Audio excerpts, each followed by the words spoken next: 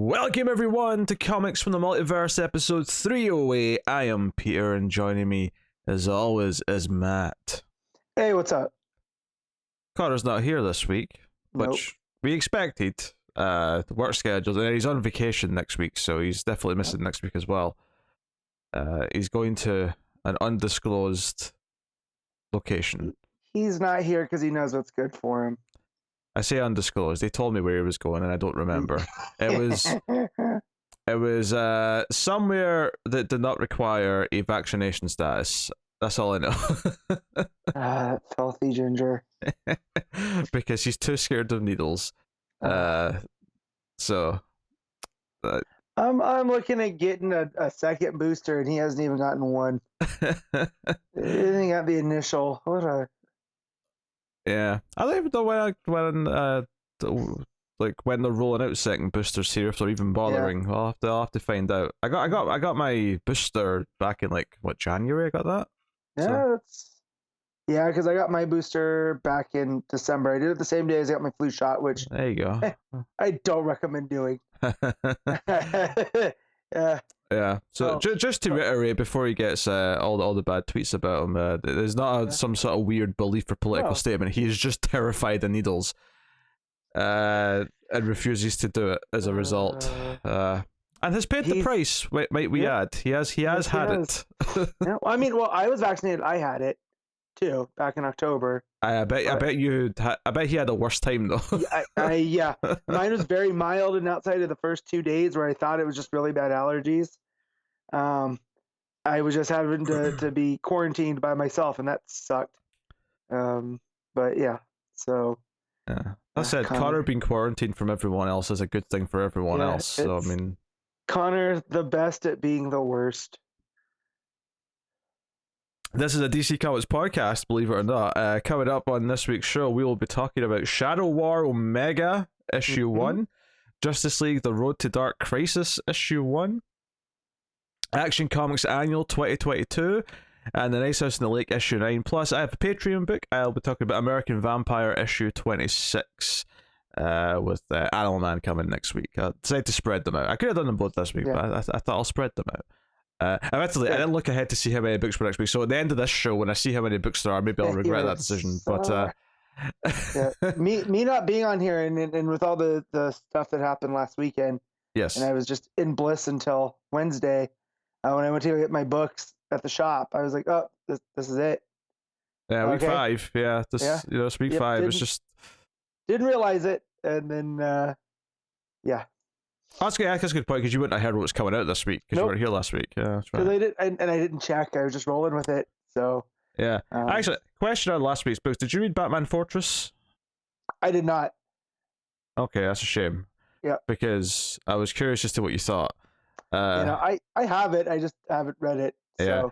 By the end of it, I really did not like it. But oh boy, that gives me all the incentive. I was not a fan of much of the narration and dialogue.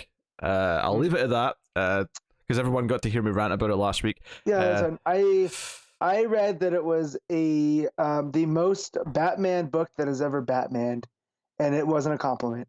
It's when you feel the need to bring up Crime Alley for no reason.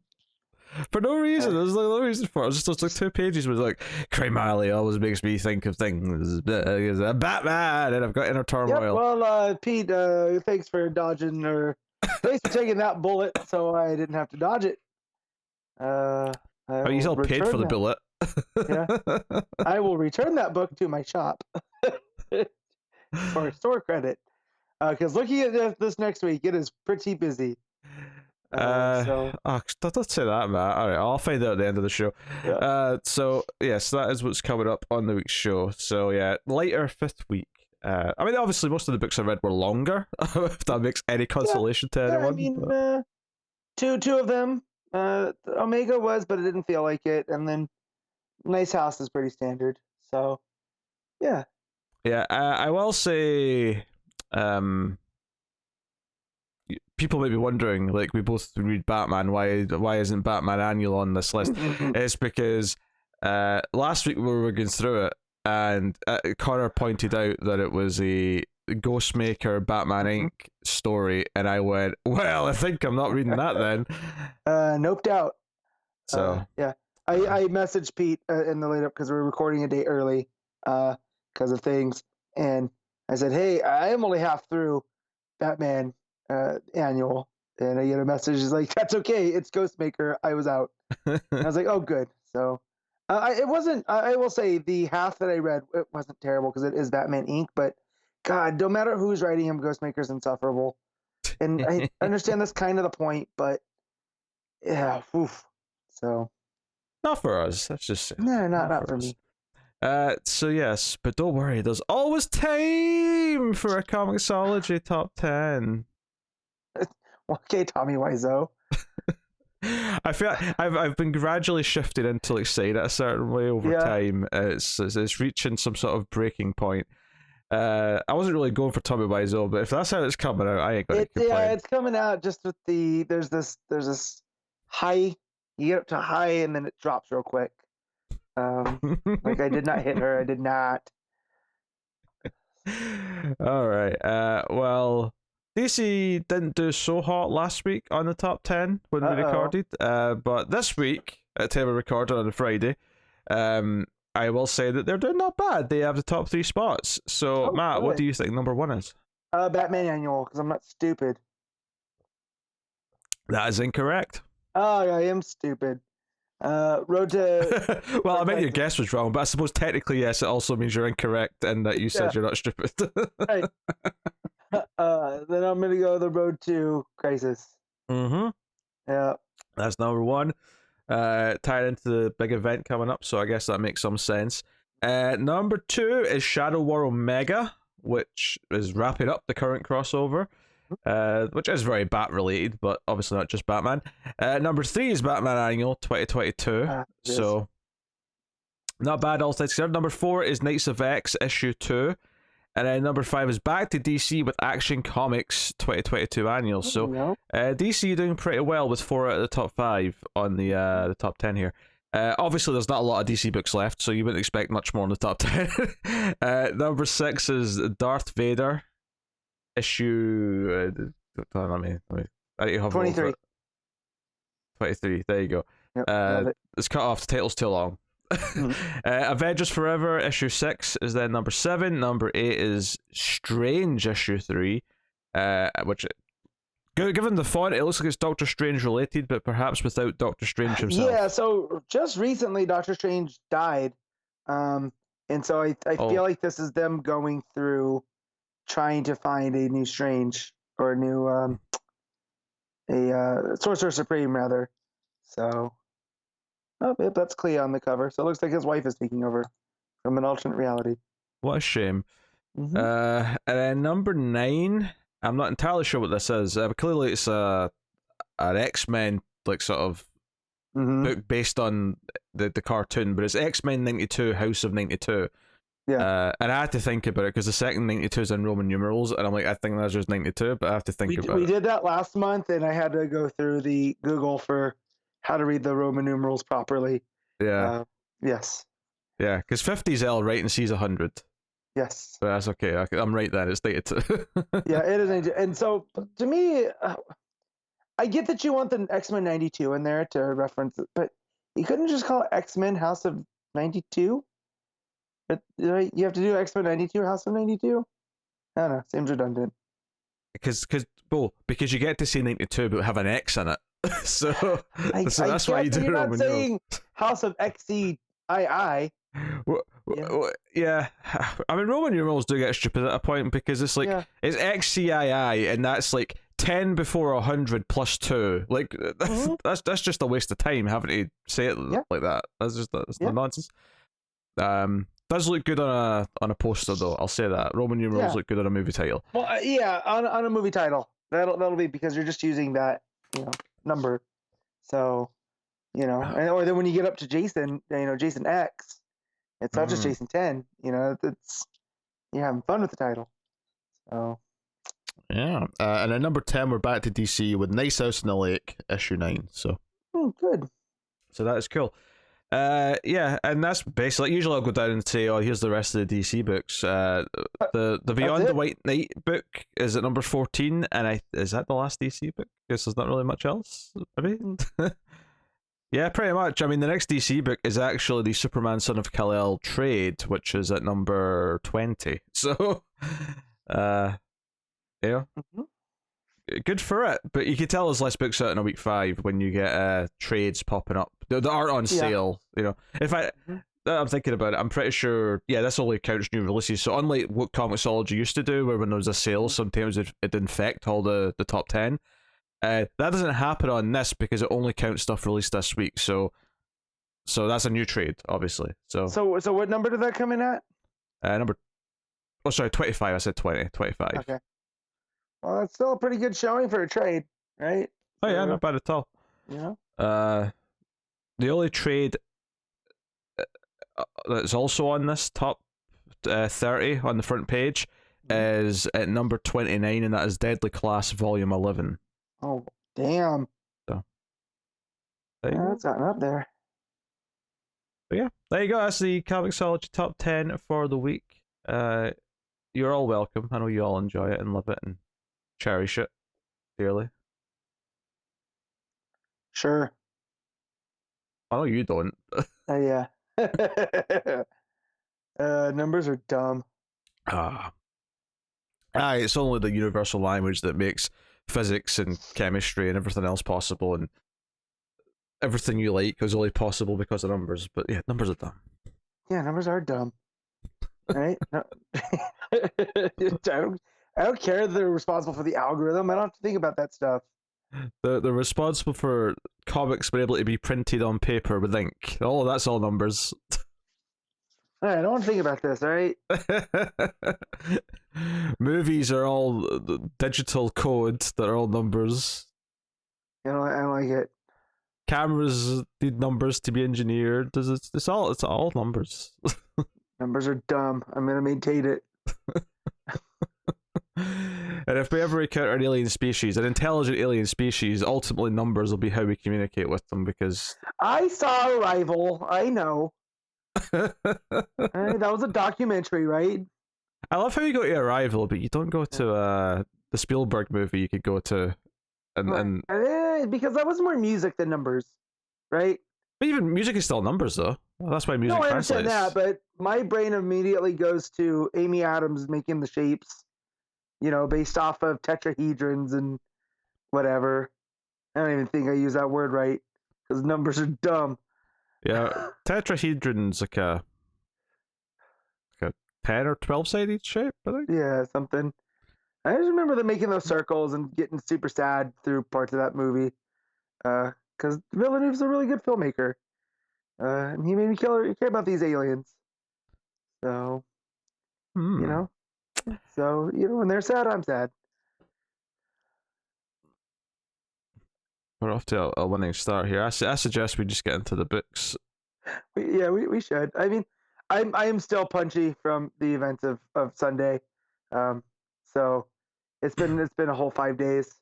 What were the events of Sunday, Matt? The audience don't know what you're talking about. Yeah, so Double or Nothing, the AEW show, was live here in Vegas, headlined by CM Punk and Heyman Adam Page. As many of you know, well, maybe some of you don't know, CM Punk's my favorite wrestler of all time. And Vegas is my hometown, so of course I was there to see CM Punk win the title, which it talked to Pete. I was convinced he wasn't winning. Like, there was no way in our weekly wrestling chats. Yeah, I didn't think he was winning either. Yeah, and so when it happened and I was in the building, and still doesn't feel real, because my teams, my favorites, never win. And if they do, it never, it's never a long run. So, it's... Yeah. I was up watching that 4.5-hour monstrosity as well. Monstrous. Yeah. Honestly, I thought the middle of the show was a bit dull. The last 4 matches really turned it around. It's been a very busy week, though, because last weekend I had Stranger Things to watch and review. So I watched all 7 episodes of that. Obviously, there's still 2 left of the season, but it's been a very good season by and large so far.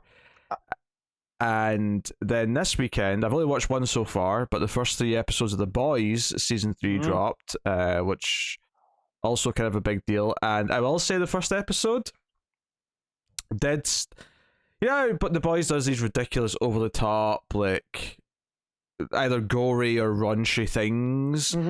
It's topped everything it's ever done in the first 10 minutes of its first episode. Oh dear. Oh dear. You will never think of a penis the same way again. No, probably not. I don't even need the context, but you're right. You know what? I'm going to concede this. The only thing I didn't get to last week that I wanted to was to start Stranger Things. And surprisingly, I've made it a week, and I'm going to knock on wood here, unspoiled. I have zero, outside of seeing some things about a Kate Bush song and something about running uphill. That is the Kate Bush song. That's what it's called. Okay. So there we go. So you really only heard one thing. Yeah. And so nothing about the story except that it leans very horror, which, judging from the trailer that I saw, I would expect. So we're gonna jump in. Probably this weekend. I tried to start it last night, but the wife said, I don't want to pay attention to things right now. I mean, if season 2 was a bit more aliens and season 3 was a bit more, giant monster or whatever, season 4 is a bit more. I've heard comparisons to The Thing in the horror. That's not what I'd go to at all. I don't know where you're getting that from. I would say Dream Warriors. Okay, puppet people, I'm here. No, they're not puppet people, but just, Elm Street in general, really. But gotcha. But Dream Warriors is what I jumped to because it's my favorite one.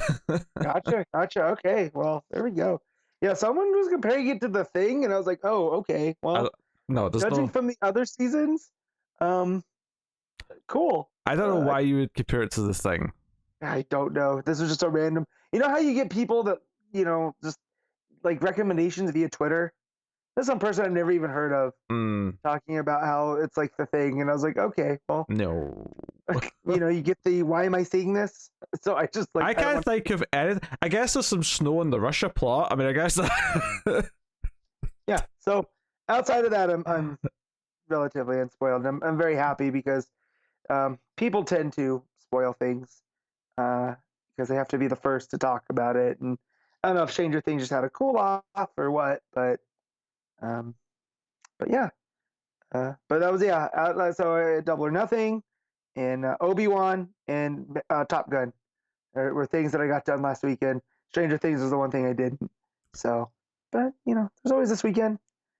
It's summer. I was forced to watch the first episode of Obi-Wan. Yeah. But would you believe it? I did not care enough to watch episode 2. Oh shoot! You could knock me over with a feather. I am shocked that you would. All I'm saying is, if you want me to give a shit and have even a chance of caring about what you're about to do, don't start your episode with a 5-minute recap of the prequel trilogy. Pete, I immediately thought of you and go, who hates the prequel trilogy more than anybody I know is Pete. But I'm not even like a big Star Wars. I feel like when people think of people who hate the prequel trilogy, they imagine like a huge Star Wars fan who thinks they're like, they're blasphemy because they do all these things. They're just so boring, and they're so like bland, and they're terrible. Full of bad acting as well, mate. Talking about movies with you for the past 9 years, I know your feelings of the prequel trilogies have nothing to do with the love of Star Wars. It has a love of movies. So when they were recapping it, it's actually like, hey, next time I do a Star Wars rewatch, I'm just gonna watch the first 5 minutes of Obi-Wan. That'll cover you for the prequel trilogy. Call it good, So, but I disagree about your take on Obi-Wan. I understand that you didn't like it, but I gotta say it's up there with some of my favorite Star Wars stuff. 3 episodes in, so yeah. But I also like Star Wars. So, and Obi-Wan is a character.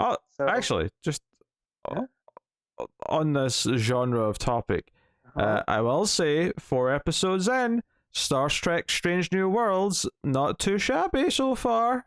You said Star Trek, and I'm thinking there's an ogre in space. Because you mash the titles together. Star Trek. There you go. I'll emphasize it. I mean, I'm not saying it's the best thing ever, but after Discovery and Picard's like seasons, which were not good, by and large. Some of my Trekkier friends have said similar things. You know, so that's good. I am at the point where I just want people to like the things they like. You know, like enough of you know, like I'll use myself as an example. The current movie slate for DC, you know, I just want to enjoy them. That's all. So like Shazam, Black Adam, please just let me enjoy you. That's all I want. You know. So the fact that the Trekkie people are enjoying that, the Star Wars people loving Obi-Wan, you know, Pete's loving the boys because he loves gore and raunch, apparently. You know. I also like cutting satire, which the boys tends to have. And there's more of that, and because you watch season 2, right? No. You don't watch season 2? No. Oh, in season 2, they were making a movie about the Seven, starring the Seven, and this director did, and it was clearly kind of like a parody of like Justice League being like redone by Whedon. And the premiere episode, and I won't get too spoilery here, I'll keep this very light plot wise and all that, but in the premiere episode, it starts with them releasing the movie, and it seems to be based on the events of season 2 now, even though they were shooting it during season 2. Because I won't spoil who it is, but there's actually quite a big cameo playing a character from season 2 who didn't play her in season 2, but just in the movie that they have made, they've got this actress. Yeah. I do need to finish that because I did enjoy the first season. It's just onslaught of things, you know. Yeah, I like season 2 even more than season 1. We'll see how season 3 goes. That's his name. The showrunner, Eric Kripke. Oh, Eric Kripke, yeah. Yeah. Oh, you know it's the guy from Supernatural because Jensen Ackles is coming in this season, and Bobby from Supernatural's already had a small role. So. Yeah, and from what I've heard about, because I listened to a show with Jensen Ackles on it, because he was talking about just I forget why I listened to it, but I ended up listening to it, and he was talking about, you know, Kripke calling him up, wanting him to play this very specific character. It was basically if Captain America was, you know, not Star Spangled Boy Scout. So I remember hearing about that, but I didn't realize that was a season 3 thing. I figured it was a season 2, but he also talked about the movie that he made with Travolta, where or not Travolta, with Alec Baldwin, where the tragedy happened. And so was he in that? I didn't know he was in that. Yeah, he was in it. And so they had to put a disclaimer on the front of the show that this was all, of course, recorded before, you know, he had even started shooting. But Ackles was excited to be in a Western. So it was one of the few things he hasn't done. So, but he was really talking about how great it was to be on set of The Boys and hanging out with all those guys. And I was like, I should watch season 2. You should. So yeah, I should.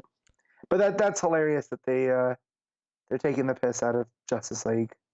Yeah, they still did it because that's the thing. Because what I was saying is that the plot of this movie that we're making seems to have completely changed, and there's a reference early on in the episode that they did a bunch of reshoots. That's hilarious. That is great. Yeah, it's good stuff.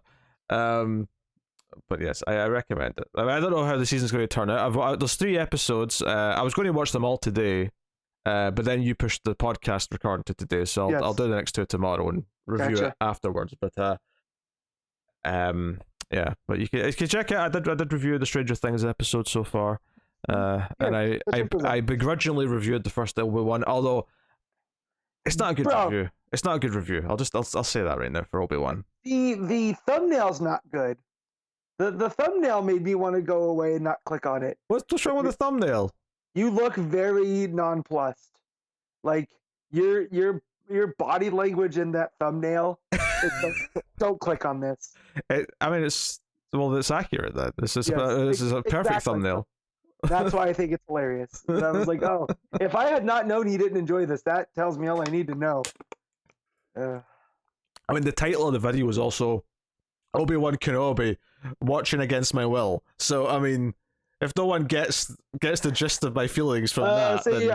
I only saw the thumbnail. I didn't see the thing underneath it. Also, probably because I scrolled away real quick on the old YouTubes. So yeah, a lot of stuff being reviewed over on Mail Fuzz TV. If you want to go check that out, that's there. If you want even more misery on the Mail Fuzz Movies channel, on the Atomic Cinema Experiment, the sci-fi movie podcast did with Tara, we did Alien vs Predator Requiem. Oh no! This past week, so that's just a good 80 to 90 minutes of misery. If you want to go. Now, being that that's the only one I haven't seen, should I put myself through it? For completion's sake, I would say absolutely. Okay. You know, you'll be marveled. You'll be marveled at how a movie can be so dark that even its scenes in broad daylight look too dark. Which, when you mean dark, you don't mean subject matter. You mean the actual shooting. Yes, I mean it's underexposed, and then you can still tell what's going on during the day because you know the sun, that thing, that magical thing in the sky we call the sun, is working overtime to make sure that even though it's underexposed, we can still get a vague idea what they're doing. See, once it hits nighttime and there's aliens and predators fighting in the dark, it's like you have no chance. There is no way you're making any of this shit out. It's diabolical. And this is a movie that premiered in theaters. Yes, this was a theater release in 2007 by the Brothers Strauss, not the Strauss brothers, the Brothers Strauss, as they choose to be credited. It can't be worse than The Predator, but thinking back on it, it's way worse. No, I will take Shane Black's like unfortunate mess over Requiem any day. Requiem is the worst thing in either Alien or Predator franchise, like easily. It's worse than Covenant. It's worse than the Predator. It's worse than Prometheus. It's worse than the first AVP. It's worse than them all. It's trash. Oh man! And then they made Skyline. Yes, they made Skyline. But they produced Take Shelter, which is a movie I enjoy. Is it the same one? Well, yeah, the visual effects guys. First and foremost, and they've just directed a few things. Goodness. Yeah, I wouldn't recommend. But they made 3 Skyline movies. There's Skyline, Beyond Skyline, and Skylines. Oh, they even call it Skyline 2 and 3 just to make it simple. They had to get all fancy. Oof. Oh, it looks terrible. I must watch this. It has Frank Grillo in it. You know, I complain that there's too many good things, and then I see this, and I was like, wow. Car crash it is. Well, on that note, let's talk about the comics, shall we? So, Shadow War Omega issue 1, Joshua Williamson and Joshua Williamson's writing, Steven Segovia and Howard Porter on the art. My grammar was slightly different the way I wrote that down, which is why I confused who the artist and Stream of consciousness. Yeah, so I mean, you weren't here to talk about the reveal from the last issue, so I suppose you're going to want to say something about Geoforce before we dive in. So I remember talking about during the Bendis stuff during Leviathan, and you know, where's Prince Brian? Where's he been? And then so for him to be the one that is getting revenge on Talia and the Al Ghul's in just kind of the world in general, I love that execution. I love making him not necessarily the villain because he's justified in his actions, right? But yeah. Well, I don't know if he's justified to assassinate someone and like pin it on someone else and start a war. I don't know if he's justified in that. But... I mean, when you're talking about Deathstroke in Ra's al Ghul, right? And now like, you know, Geoforce is this character that's kind of been shuffled about and really haven't seen him. Like he has ties to Batman and the Outsiders, and you know, you have the whole Judas contract stuff with his younger sister. So again, this is just, you know, I feel this is Williamson, you know, playing with continuity, you know, making all that line up in a way that I appreciate. I don't know how you know, other people might feel. It seemed to be pretty positive last week, the reactions I was seeing. But yeah, and also it's turned him into a premier almost badass, right? Because this is a guy now that took out Ra's al Ghul, and as it appeared, took out Slade. Because I was like, oh, his healing factor, and then we get, as this book goes on, Slade doesn't show back up, and you're like, oh man, so I guess he really did it. Which but wasn't Talia the one who killed Slade? oh yes, Talia was the one. Yeah, it was Talia. Shoot. Well, Brian was taking credit for it in this one. Because he said he said I'm responsible for the death of Slade Wilson. So, but as we had seen from Dark Crisis, like we knew Slade was going to pull through. So I was like, oh, his healing factor, right? We always hear about the Deathstroke healing factor and stuff. So, but no, I think Shadow War stuck its landing. How'd you feel? I liked the reveal. It was a fun character to pull out. And then here, like, I enjoy him making the big rock person to Monster, like fight, to fight the heroes, and he's monologuing or whatever. Like, I was having fun with that. I like the opening where it kind of cuts back to like Markovia just being decimated because Leviathan's falling out the sky and all the rest of it. So I appreciated it pulled on recent continuity, even if it was a book that I kind of opted out of. Yeah, but like, and I know this is always the argument against continuity about stuff mattering, right? But when you read everything kind of like we do, it feels nice when there is at least a little amount of payoff. Oh no, I like some payoff. Don't get me wrong, I'm not complaining about that. Like I was like, nothing that happened here, because all you really need to know about that story, and I got a good chunk of it because I read the first Leviathan and I read bits of Leviathan Strikes. Yeah, whatever that was. Event Leviathan. It was like Event Leviathan and something. Leviathan. Anyways. Checkmate. Whatever those minis were goddamn called. But the broad stroke of it just being like Markovia was involved in Leviathan was hiding over Markovia. Like, that's really all you need to know, and then it all went tits up. Like that's basically all you need. Well, and the fact that that Spectre got into Markovia and kind of took advantage of the corruption, right? Which Brian kind of took personally as well. So I do like his motivations for all of this. It's kind of like his fragile understanding of his own country was also broken, and it kind of revealed the truth. And he only can, he can't blame himself, right? He's part of the royal family. So he has to blame Talia for Leviathan, for creating Leviathan and letting Spectre take it over. So I did like how layered all of that was with him. Yeah, so we get a small payoff to that Black Canary story in that really otherwise terrible one shot. Still really nothing. That was superfluous at best, Yeah, I mean, like, the Black Canary story was alright, and then the rest of it just felt like needless. And then there was a mention in the main book, or one of these main issues a few issues ago, the Black Canary was invited and turned Angel Breaker down, and that was probably enough to like just like set up the fact that she was going to come swooping in the bat wing and pick them up here. Yeah. They do have a crash landing though, and we get the big rock monster, which was a great 2-page spread. It was a nice big thing. And it's that the sort of thing where it took me a second to realize, like, wait, who's this that showed up? And I went, oh no, it's just made out of rock. It's just your force doing this. So big fun fight scene. You get Batman jumping in, saving Robin. Talia saves Batman at one point. So there's all these little like moments of like, oh, you care about me, father. Oh, and like Talia's like, I just don't want my son to lose anyone else, and just little bits like that. All the different little motivations for saving each other. I think the big thing here, though, is Damien making his grand speech as he's going to fight Geoforce, and the big full-page spread of heroes don't kill.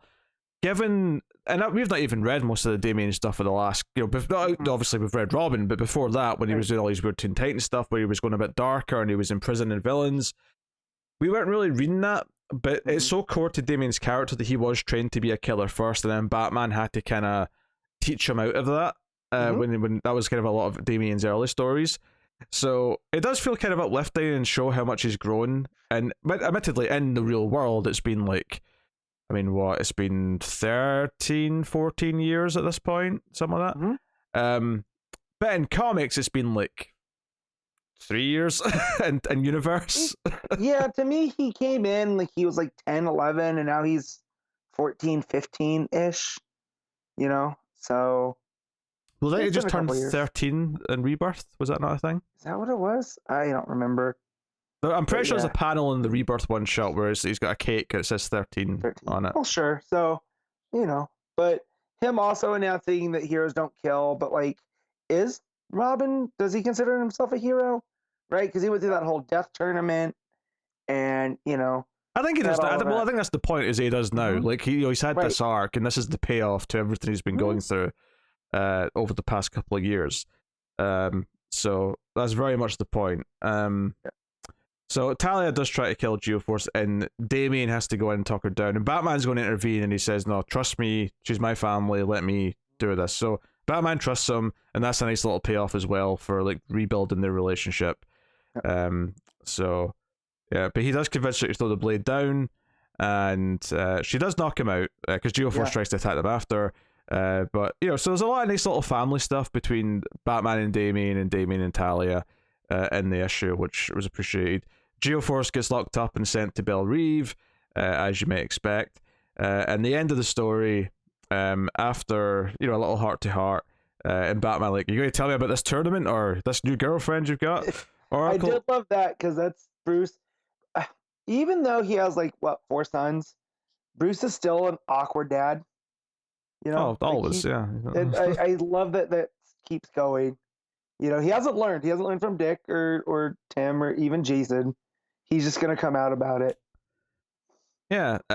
So Oracle puts in a call saying there's some stuff happening. I think it's like Firefly and Killer Moth. She says, and she's like, "Hey, do you want me to call in Nightwing or the Batgirls?" And Batman's like, "No, this one calls for," and you get a big 2-page spread at the end of the story saying Batman and Robin. And I think what stuck out to me is that obviously this is a very normal thing to have a page where it's like, this is a job for Batman and Robin, and you have Batman and Robin like swooping in with the big, the moon behind them and the skyscrapers and whatnot. I think this felt really nice because we legitimately haven't had a Batman and Robin moment in several years. Yeah, I mean, since Alfred died, right? Yeah, but even before that, they were separate, right? There was no Batman and Robin book, not since New 52. And there's not been they weren't really interacting much. Yeah, no, that's true. Because I'm thinking through Detective, he wasn't really there. Yeah, and even though Tim was technically still Robin and he was in Detective, that never really felt like a Batman and Robin pairing because it was always the team. It was always because I'm just saying with Batman and Damian as Batman and Robin, or Bruce, I should say, Damian. I can't think of anything because even then, since Damian showed up, I don't think of Tim as Robin. Even though they're both Robin, you know what I mean? When I think of Batman and Robin, it's Damian first. So yeah, I'm trying to think back, and I can't think of any. So yeah, no. So that was a really good moment because this is the first we're really getting this in a very long time. It felt nice. It felt like a nice throwback moment because we haven't had it in a while. And it says to be continued in Robin 15, which is interesting. And Williamson also announced just this past couple of weeks that he's going to be done with Robin after I say issue 18, but I could be wrong in the number, but it's about that 17 or 18, I think. So he's basically got a few issues of Robin left to kind of wrap up his Damien arc and what he wants to say about Damien to wrap off. Whether or not that means the book's ending or if they're putting a new team on it, I guess we'll find out. Yeah. So Williamson did promise though that he has something big up his sleeve. So if he's still writing Robin, maybe it transitions to Teen Titans. Maybe I don't know. Possibly, but obviously he's doing the event. He's got tie-ins. No doubt he's got other big stuff that he's getting the pipeline with DC. So it makes sense that maybe he's not going to have much time for the Robin books to eternally keep going. There's an epilogue as well with the Slade's group from Deathstroke. What are they called? Well, it's Deathstroke Inc. with the Secret Society. Secret Society. That's what I was thinking. They take him to a Lazarus pit, which is probably the most obvious outcome for all this. And they dump him in, but all the reactions as he's coming out are kind of horrified. And the Lazarus, it's like black. The Lazarus pit goes from green to black. It's like it emanates from his body. And then he comes out like he's covered in oil and says that they've got a contract to finish. We're going to kill everyone. And it says to be continued in Dark Crisis issue 1. So this is going to be one of the plot threads related to Dark Crisis, is that we've got some sort of weird I don't want to say I was going to say zombie Deathstroke. Not quite zombie, but you know what I mean. Like, yeah, I like that they point out. They go, "How come it didn't heal his eye?" yes. Right. So we know that the Lazarus didn't work exactly. Well, it's like it's corrupted, or he corrupted it, or something. Like something's went on here. But we knew when Roz was making that, announcement that there is something up with the Lazarus pit. So maybe this was the great darkness infecting the Lazarus pits. Oh, possibly. Right? Yeah, maybe it's going to tie into Dark Crisis specifically. Yeah. And that, this is why he was gonna, because he didn't want to be part of that. Because at the end of the day, Ra's al Ghul has let's not say noble, but he is trying to preserve the earth, right? So the darkness wouldn't appeal to him. So if he felt like the Lazarus pits were infected by that, he wouldn't, want to engage. But yeah, no, Slade, that was definitely like, I was like, oh, okay, this is his out is the Lazarus pit. He's gonna come back and he's gonna be a maniac, and because that's how we know that the Lazarus madness, right? But to get the opposite, that he comes out and he has like this cool, dark, demeanor. I don't know if I'd get cool dark. Like, he still seems like he might be completely crazy. I mean, we're going to kill everyone sounds like a crazy statement to say. Right, but it's not. He's not like he doesn't got the wild eye, right? That we see like when Roz comes out. It's a difference. That's when I say cool, I mean cold. Like he's just like, yeah, we're gonna kill everybody. Okay, I'm still getting unhinged though, so I don't know if I'm necessarily going with that. I think you can be cold and unhinged, right? Like you can be, yes. Yeah. But you said cool first, which that's different. Yeah, when I mean cool, I meant like cold, like a cold demeanor. Like it's not like the maniacal, like we've seen Roz come out with the raving madness of the Lazarus pit. I do pit. think the speculation that this is tied to Dark Crisis, I mean, obviously it says it's going to be continued there, but the fact that there's stuff for Dark Crisis been seeded in what's happened in the Lazarus pit is not a ridiculous idea, because Williamson's the one writing both books, so it makes sense that he would actually try and put in some seeds in this. It's especially since he's pulling on continuity here from like Checkmate and Event Leviathan, which, by and large, no one needed to do that, but he wanted to incorporate it. And that's why I appreciate Williamson, right? And is that he pulled from there and he made the story come together and work. So that's why, like, the whole Shadow War thing, sticking the landing, not that he made it more elaborate, but adding, making the fake Deathstroke that was popping up in Justice League, making that Brian of Markovia, I think that's pretty cool. Yeah,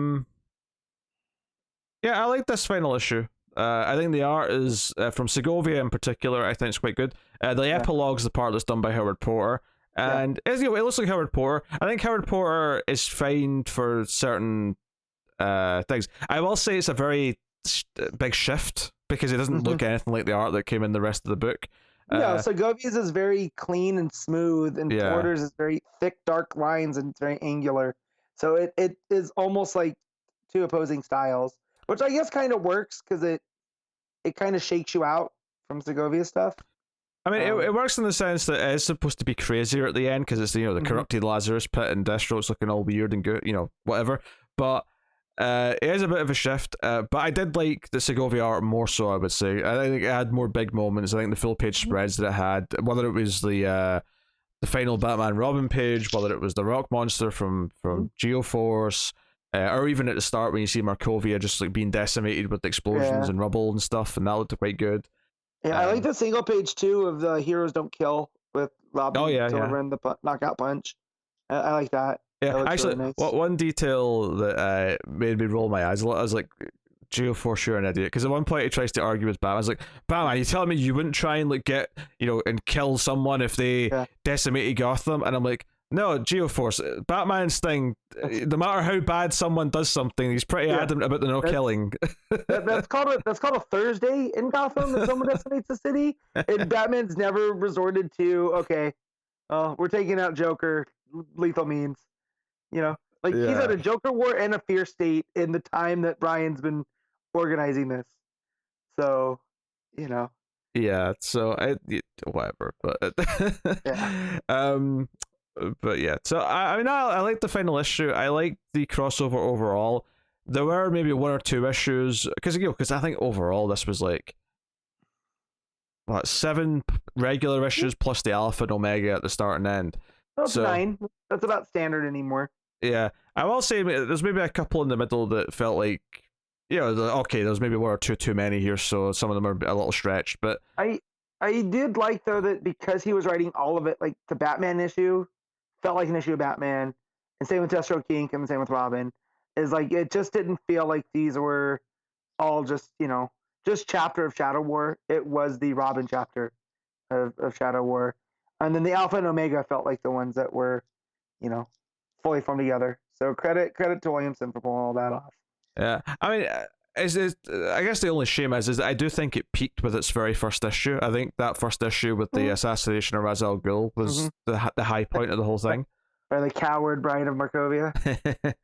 But I do think the Geoforce reveal was a lot of fun and probably the second high point. So I mean, that was my personal high point, but just because I've been wondering where the hell that guy is, and so for him to pop up in that way, I thought was really cool. Just him, shredding the Deathstroke uniform to have the Geoforce uniform on underneath is just comic book in the best way. So yeah, and that was my high point. Yeah. All right. What are you giving Shadow War Omega issue? I mean, it's 7.5. Yeah, that sounds about right. I could maybe go to an 8. I do kind of like the final beats that it's playing with Damien. Kind of like it does feel like he's grown since the start of the Robin issue 1, and this is paying off a lot of that stuff. So I do wonder if this inherently, if you weren't reading Robin and you just jumped into the crossover because you were reading Batman or because you were reading Deathstroke Inc., if it would have the same kind of weight to it. I think Robin being the heart of this works because if you've been reading the Robin series. Yeah. But I think I'll agree with the 7.5. But it's borderline, nudging up. Borderline. So there you go. That is Shadow War Omega issue 1. Justice League: The Road to Dark Crisis issue 1 with the various names because there's like 5 stories in it, so I'll read them out in a minute. But I got a little worried about this because after the one shot for Shadow War, which was like the anthology, and I ended up thinking that was a giant waste of time. I was a bit worried at this one that I was going to feel the same way. I was like, okay, I hope this actually has meat in it because otherwise I'm going to be really annoyed.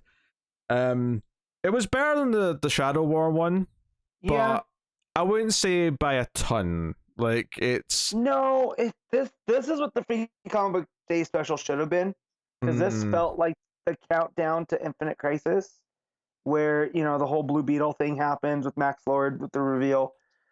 I was getting vibes from that, but that was executed a lot better because it was one story that was taking you through the different beats of what to expect. I think the biggest downside to this one is that I feel like the first 4 or 5 stories all kind of just make the same point, but the first one probably does it best, even though I do think it's a little off in because the first one is Nightwing and John, Superman, and it's them talking about the Justice League being gone, and Dick's kind of in this weird place where he's like, look, I've seen Clark die before, I've seen Bruce die before, and they always come back. He talks about Barry. In fact, it got to the point halfway through this story where I was almost starting to laugh. I'm like, you're almost kind of pointing out how meaningless death is in the DC universe. Well, but after Blackest Night, we kind of all realized that, right? So to be making the point, how many years has it been since Blackest Night? 13 years. Yeah, so 12, 13. No, like it's true. It's not really a new observation, but it's just like them actually discussing it in universe almost makes it look really silly. Like that they shouldn't really take death seriously. I did appreciate though a couple of pages later where John points out not everyone comes back, and you see Dick thinking about his parents and Alfred. I mean, we'll see if Alfred comes back at some point because I'm not necessarily ruling it out yet. But but yeah, I will say the art in this is very 90s, which is interesting given that we're talking a lot about Death of Superman. Because it's Dan Jurgens, right? Yeah, it's Dan Jurgens. Yeah, it was one of the masterminds of Death of Superman. So the one thing I will say, because this is Williamson writing this first story, is it did feel like they got a little argumentative really easily, and Dick came off a little like. I mean, it actually reminded me even in the writing style a lot of 90s comics where characters did seem to get a little angrier more often. And it kind of threw me for a loop a little bit. I did generally like the idea of what it was going for, though, which is that John's trying to convince Dick to come and speak at this vigil for the Justice League, and Dick wasn't wanting to do it because, and I think the reason why I like it a little bit is because Dick's realizing he was acting like Bruce when Bruce didn't want to accept that Superman was dead, and went all stoic and stuff like that. But after they take on some bad guys, Dick's like, "Yeah, I'll come and speak at the vigil," and it's got that final page where. You see them. This John's flying, Dick's running, and above them you see Clark and Bruce in costume. It's kind of showing you this is the old generation, this is the new generation, so on, so on. Well, and I do like that it's Dick who's been around and has seen all this type of stuff. So of course he's a little bit more cynical, versus John, who this is his first. I mean, Dick has literally lived through almost every member of the Justice League dying at some point. Right. And for John, this is all new territory. So of course he's the more hopeful. Like, no, well, they'll find ways back. You know better than anybody, and that's where I like the, they. Oh no, it's the opposite. Dick's the one saying that they'll find their ways back. John's the one who's like, no, this is serious. The Justice League. We need to build a new Justice League. Well, I'm still gonna make my point of that's it's sinking heavier on Dick that. Not everybody comes back, right? Because it's, his parents and Alfred. Those are the constants. It used to just be, Jason Todd was the one that was kind of never coming back. So I do like that, Well, that's an out-of-date thought because he's been back since 2006 or something like that. Dude, it was Bucky over in Marvel, and it was Jason Todd. And then within 4 months of each other, they're both coming back in the comics. 2007 was a hell of a time. Yeah, so I don't think that I like generally what this first story is doing. I do think it's a little off in like their voices at times, but well, we're used to Tom Taylor doing both, not Williamson. That's true, but I also think it's not just because of Tom Taylor though. I think even before Tom Taylor touched either of these characters, these would feel a little off. Dick especially, I think Dick especially comes off a little bit in the like when John pushes for him to go to this vigil thing, he comes off a little aggressive in a way that just felt a little character to me. No, that's true. That's not too bad. Can we talk about them having beef? How do you say it? Beef bourguignon from a food truck, which. I mean, I've never had this. I have no idea what this is, but so it's like beef stew. I had to look this up. Okay. And the reason I know this is Superman's favorite meal is that Talking Superman used to do like quizzes based around Superman, and I found that out that what nerd. Somehow through I forget what comic it came out, but it was beef bourguignon with ketchup is Clark Kent's favorite meal. And so for them to throw that in and just be at a food truck in Metropolis, I was just like, it's gross. And then when they say that, Dick's like, yeah, it's disgusting, but I figured you need some comfort food. I just thought that's a very Dick Grayson move, I felt. Superman should be vegan these days, but I mean, it's just amusing. Whatever. I mean, he's a farm boy from Kansas, so, he understands, that the factory farming setting's not great, but. Not only does he care about all living beings because he's Superman, his planet was destroyed by climate change and was one of the biggest contributors to climate change. Right. So I'm just saying that it makes more sense to me in this day and age that Superman would be vegan, but whatever. Theoretically, Superman doesn't have to eat because he, solar energy and all that. Yeah, but, so if he, that's a good point actually. He doesn't have to eat. So if he does actually eat some animal products, it's especially a dick move on his part versus everyone else. And to this I say, if cows knew how delicious they were, then, they'd understand. I'm just saying. Oh yeah, I'm sure that. Great. Now I'm going to have all the vegans coming after me, which if you want to have that discussion, we can. Just. I'm sure that helps with the pain and the. I'm just saying, factory farming sucks, but there are ways you can farm ethically. And, I'm just saying, that's all. Superman would understand that, being from Kansas. You can't just live on corn. Well, the argument very much is, Matt, that you can just live on corn. You know what? However, not just corn. We have been going to a vegan taco shop. You know, you really can't tell the difference. So yeah. Anyways, yeah, the story pretty good. I'm always a fan of Jurgen's art, because as you said, it has that '90s throwback feel. So Yeah, so that was called Team Up. I'll just give you all the creative teams just now because I'm not going to go back to this credits page every time. I'll keep it open if you want to just do them as we go. Oh, sure, you keep it open then. Yeah. So yeah, the next one though is Life of Purpose by Jeremy Adams writing and Rosie Campe on the art. So this is obviously Jeremy Adams is the Flash writer. Yeah. So this is very much the Flash story. And while I like checking in with Iris coming to see like Wally and Linda and saying that Barry's been missing for a while, and she didn't think much of it at first because he's a superhero and sometimes he runs away and has to deal with like events for a while. I thought this ultimately amounted to basically nothing. Even I think it was pleasant enough to read, and the idea that Wally and Wallace are going out to deal with all the villains that are coming out of the woodwork because they think the Justice League are dead, so it's time to go and try and be extra villainous. Ultimately, there's not really much of a story to it, and that it's just that we have to keep being superheroes and keep the world in a good place and speed off together and just be heroes, and that's it.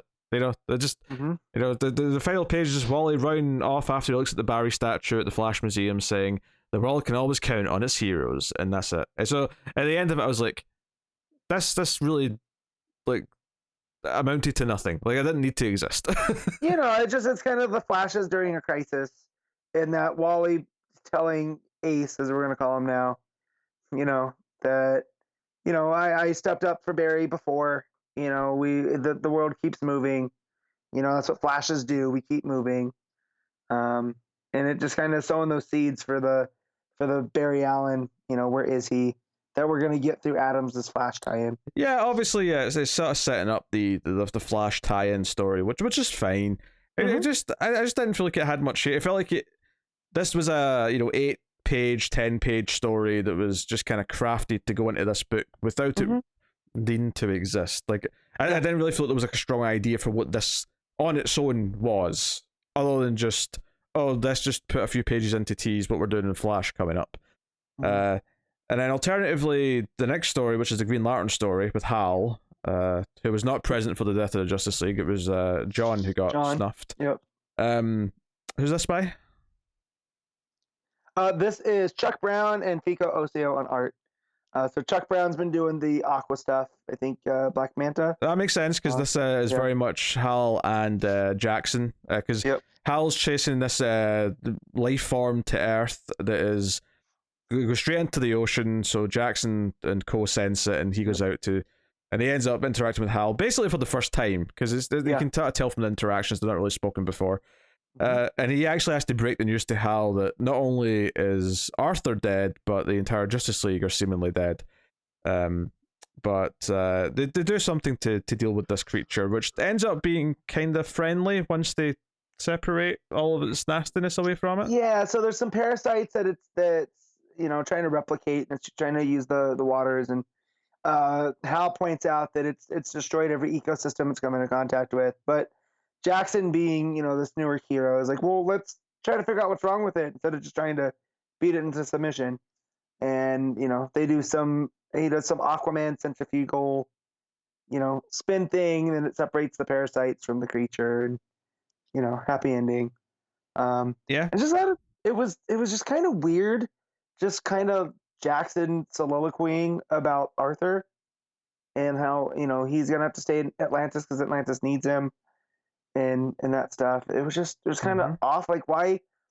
I understand needing Hal having an entry point, but why Jackson? Why Aquaman? I don't. It's just weird. I mean, I assume it's set like in Dark Crisis. There's going to maybe be a like we'll cut to Atlantis and what they're doing a few times, and this is just kind of setting up like who's there, whatever. I mean, this and the Flash story feel very similar to me in that they don't do too much. They're just kind of like checking in different corners without having much of a story.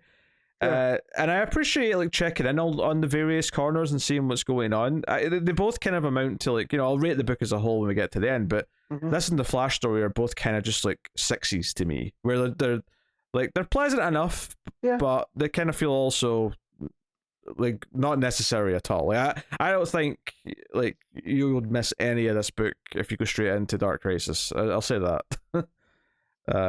But that's basically that.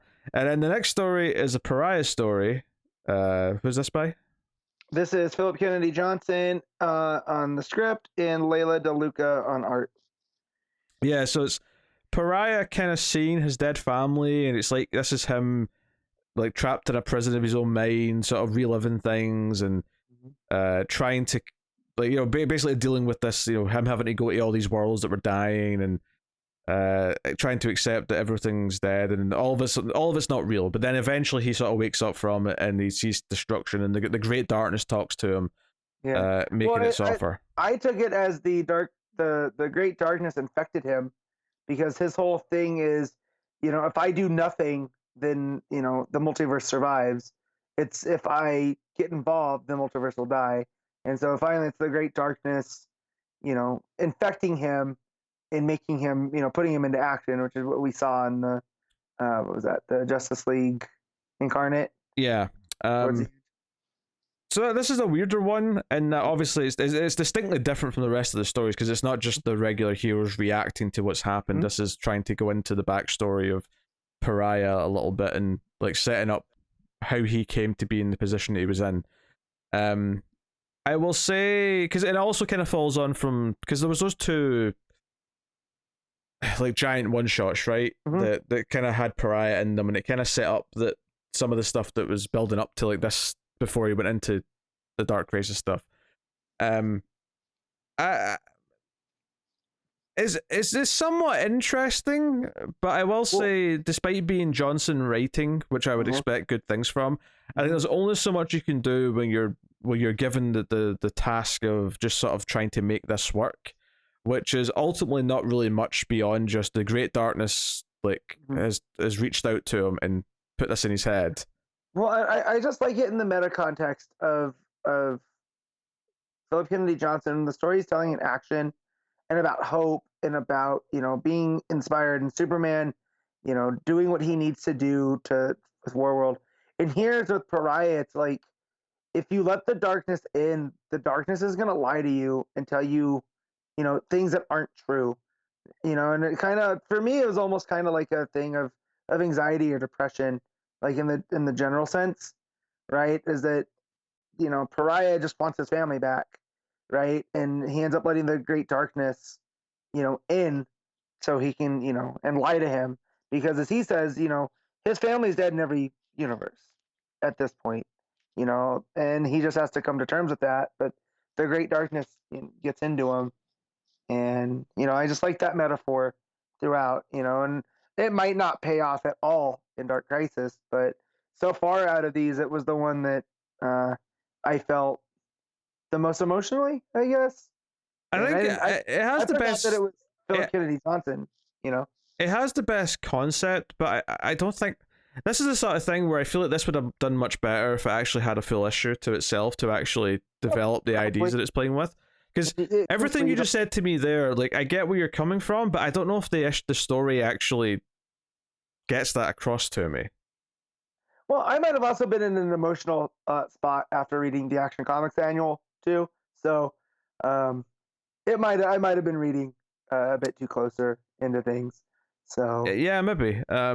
It's a weird thing where I kind of appreciate that it's trying to give us okay, this is how the Great Darkness has corrupted him or swayed him to his side kind of thing. But that's the sort of thing where I'm like, that deserves at least a 20-page story, if not like maybe an oversized thing where let it breathe. I agree with you there. It should have been allowed to breathe, but for being as economical as as it was, I still feel that the story, I think it barely scratches the surface. It feels like a bullet point rather than a story to me.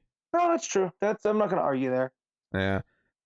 So yeah, that is a shame. Like, honestly, like this book could have done with that, and this story just been the entire thing, and just really getting into the idea of how he's manipulated to to do it. And I believe Johnson could probably pull that off, but I don't think in the 8 to 10 pages that he gets here, I don't think he's able to do it.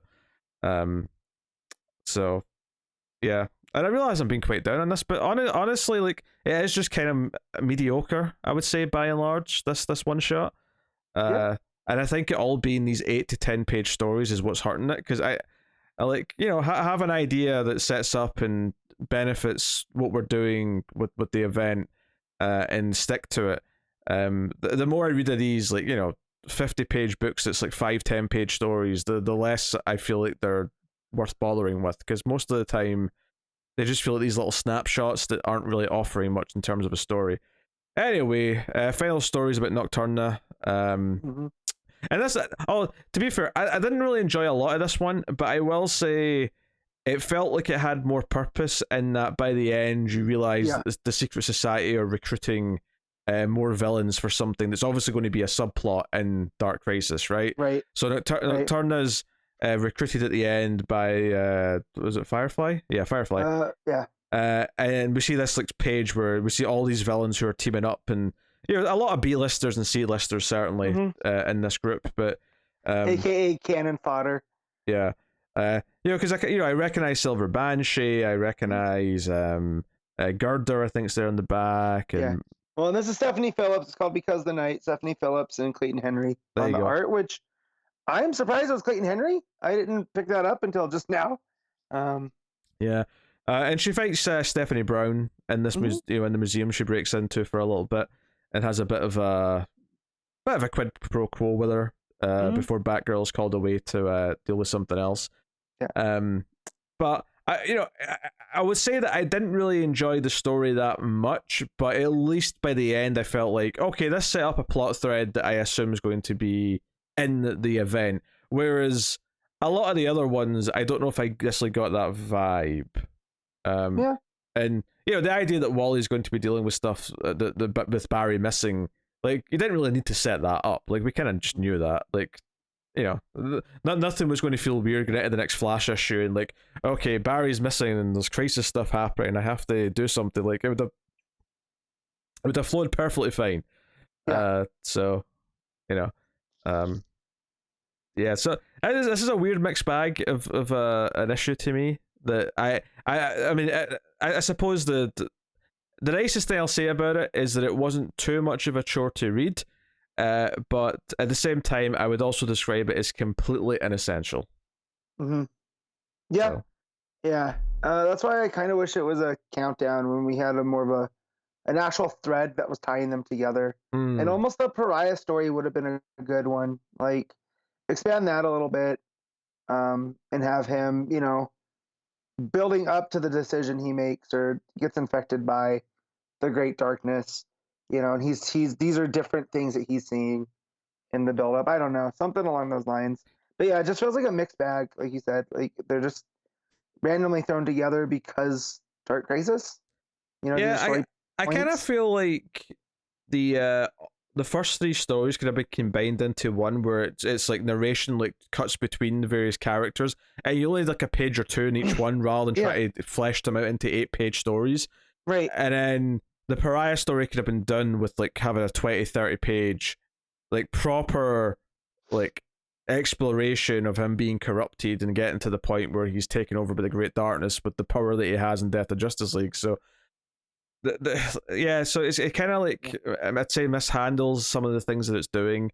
And likewise, the final story, I think just a couple of pages again, in like sort of like a, in the same way that Rebirth one shot is the one that comes to mind, where that the way that kind of like bounces around, just showing you all the characters, and they're all only like a panel or a page each as it goes around the DCU, just sort of saying, here's where people are. Like, I feel like that's kind of what you wanted here, is just to like go around and show how they're all dealing and coping with the apparent death of the Justice League. And then the Pariah story is the one that's separate, that should be delved into more. So kind of a weird mixed bag that I wouldn't say kind of tackles the subjects that it's tackling in the right manner. I feel like the scope and the style of comic should have been different to tackle it. So I don't know. Yeah, it's alright. What are you rating about? I'm gonna give it a 6.5. Yeah, I was gonna go straight 6. It's I'd say it's inoffensive, but it totally not essential. Would Yeah. be where I land. All right.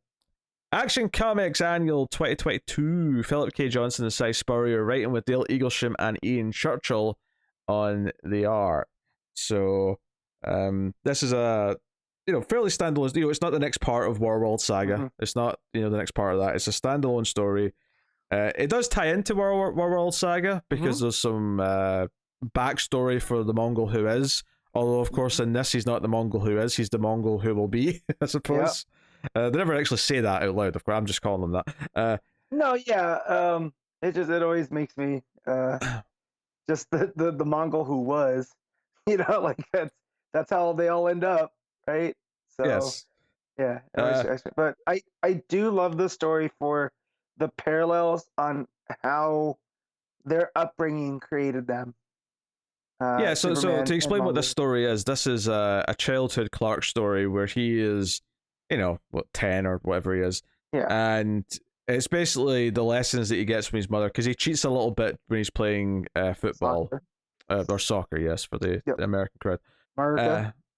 And he uses a little bit of super breath, and Martha notices and gives him some shit for it, and talks about why he can't cheat. And Clark talks about how there's this bully in his class who was, being a shithead to other people, and he felt it was the right thing to do. And she's like, no, because maybe him scoring that goal would have made his day, and you can't, you have to give people a chance to feel those things, and you don't earn anything if you use your powers. And then meanwhile, we also cut to Warworld, and we see the current Mongol when he was younger, the total opposite, where his mother is like, oh, you're supposed to be tough and be him for not using his strength. Yeah, be a war zone and show no mercy, all that kind of stuff. Complete opposites. And you have these parallels. So you can sort of see what the book's going to be doing at this point and how it's going to play off these two counter things. Where it throws you for a loop though is when it cuts back to the Earth stuff with Clark and Martha, is the little shithead bully who's convinced Clark cheated kicks the ball at them, and it hits Martha, and it knocks off her wig, revealing that she is got cancer. And it's like, oh shit, okay, we're doing something a little bit different here. We're adding something new to the backstory. And this really pisses off Clark, obviously, and he can't sleep that night. He's livid. He's livid that he did this to his mother. So he sneaks out and he goes to try and find him. And this other kid's dad is a drunk, and he's berating him at the game for not winning. He calls him a sissy. And he almost dies. He actually drunk drives away after he yells at the kid. And young Clark actually runs out and stops him from driving into traffic, in the cornfield. So very sort of Smallville-esque Clark. I was gonna moment. say it reminded me of Smallville a bit, in the cornfield with the truck and that. But yeah. And obviously what it's doing here is it's showing you that this kid is the way he is because he's got a really horrible influence for a father. Right, and we got a little of that in the beginning part where Clark's telling Martha about his dad's there and he's always yelling at everybody, not just his kid, and he just his dad, and then you get to find out why the dad's just an a-hole, terrible parent, blames this kid for the mom leaving, Yeah, he's always drinking. Clark takes him to the hospital, drops him off. Obviously, the guy's knocked out the whole time, but he takes him to the hospital and drops him off so he can get help. But he looks in the window at one point and sees Martha getting chemotherapy, and we cut back to Warworld through all this as well, and show a completely different style of parenting where Mongol's mother, who and he is old Mongol's son, Mongol who was basically had sex with this woman and threw her aside, and this woman's like, no, you will prove that you're your father's son. And at one point she grabs these alien bug things and starts eating them and says, no, these are mine, if you want to survive, you get your own, and things like that. So it's really setting up these completely different styles of thing. And he goes and catches this alien wolf-like thing and he throws it down in front of her and offers some of the meat for her because she needs strength because she got hurt. And she slaps him and says, the war zone does not protect, and gets mad at him for showing sympathy. So, I mean, if I have a critique of the issue, Mm-hmm. and it's not because I do think it's really good. And I have two minor critiques of it. One is that it is maybe a little bit too much of paralleling going on, because we have the parallel of the shitty human father as well as the shitty Warzone alien mother, right? And they're both valid in their own way. I don't know if I need them both in the same comic, though, is the only thing. No, but I get the point that with the bully's dad, it's that this kid, like, is that Clark wants to go, like, settle this kid's hash, and, like, Martha's like, well, you can't, because if he'll break his hand if he punches you. Like, you cannot respond the way that he wants you to, right? And we have to get, like, why this kid's so shitty. It's not even his fault. He's a product of his environment. And so we get that with War World 2, but it's different. It's like this mom thinks she's being a good mom, right? Whereas the dad doesn't even think of the kid at all. Is she's doing this all the Warzone way that he's going to be better because of it. For sure. You know, like I get the reason for both comparisons, because it's showing you that on War World, the Mongol who's going to become Mongol, he becomes that way because he actually does learn from his mother, and it was the right lessons in the context of War World to survive. Right. I understand that, but there was definitely some points though where I felt like we were doing two parallels at the same time, and I don't know if it just felt a little bit too much, but... Well, I liked it because I was not expecting the cancer thing. Like, that threw me for a loop. Yeah, I wasn't expecting that. I had seen some stuff about Martha, and that adds to her character, and I was like, okay, something. There's a Ma Kent story in here, and then just that story and how she, she's just playing it off as just part of life, and she's not panicking or anything to let Clark know. Like, she's setting that example. And so just to see the difference in parenting there too, that, she's being not a martyr, but she's being strong and being this rock for Clark, because he's a kid and shouldn't have to worry about this, versus the terrible dad that's making the soccer game about him, right? He's like, oh, I can't believe you let that happen. It makes me look bad, and and then you contrast that with War World and the different parents too that are going on there, because the thing that you kind of skimmed over at the War World is like there's a culling day, and that they're gonna kick them out of their group, and to leave them in this wasteland, and this other mom that the other Warzone mom is talking about now. Well, her son's really the true son of Mongol, but no, this other she's putting it up, and it's through the wastelands that the Mongol who will be is born, right? And it's because of the contrasting parenting. It's almost as if her being cold was kind of her plan, because it was going to make him stronger, But yeah, no, just the Martha stuff hit me especially. I have my own mom issues at play, and just her, reminding Clark about the strength is what you don't do, right? It's not always about being the strongest. It's about knowing you're the strongest and handling it better, and that's something my mom always tried to instill on me, and it's taken 36 years in a comic book, right, for all of that to come to a head. And it just, man, I was not planning on crying at 9:00 last night reading a comic book, and that shit just hit right in the gut. Yeah, when we go back to Earth, Clark is trying to cut his hair. He wants to shave his head to show that he's there's a gesture to show solidarity. Solidarity, whatever. But he breaks the big shears. He tries a chainsaw, that doesn't work.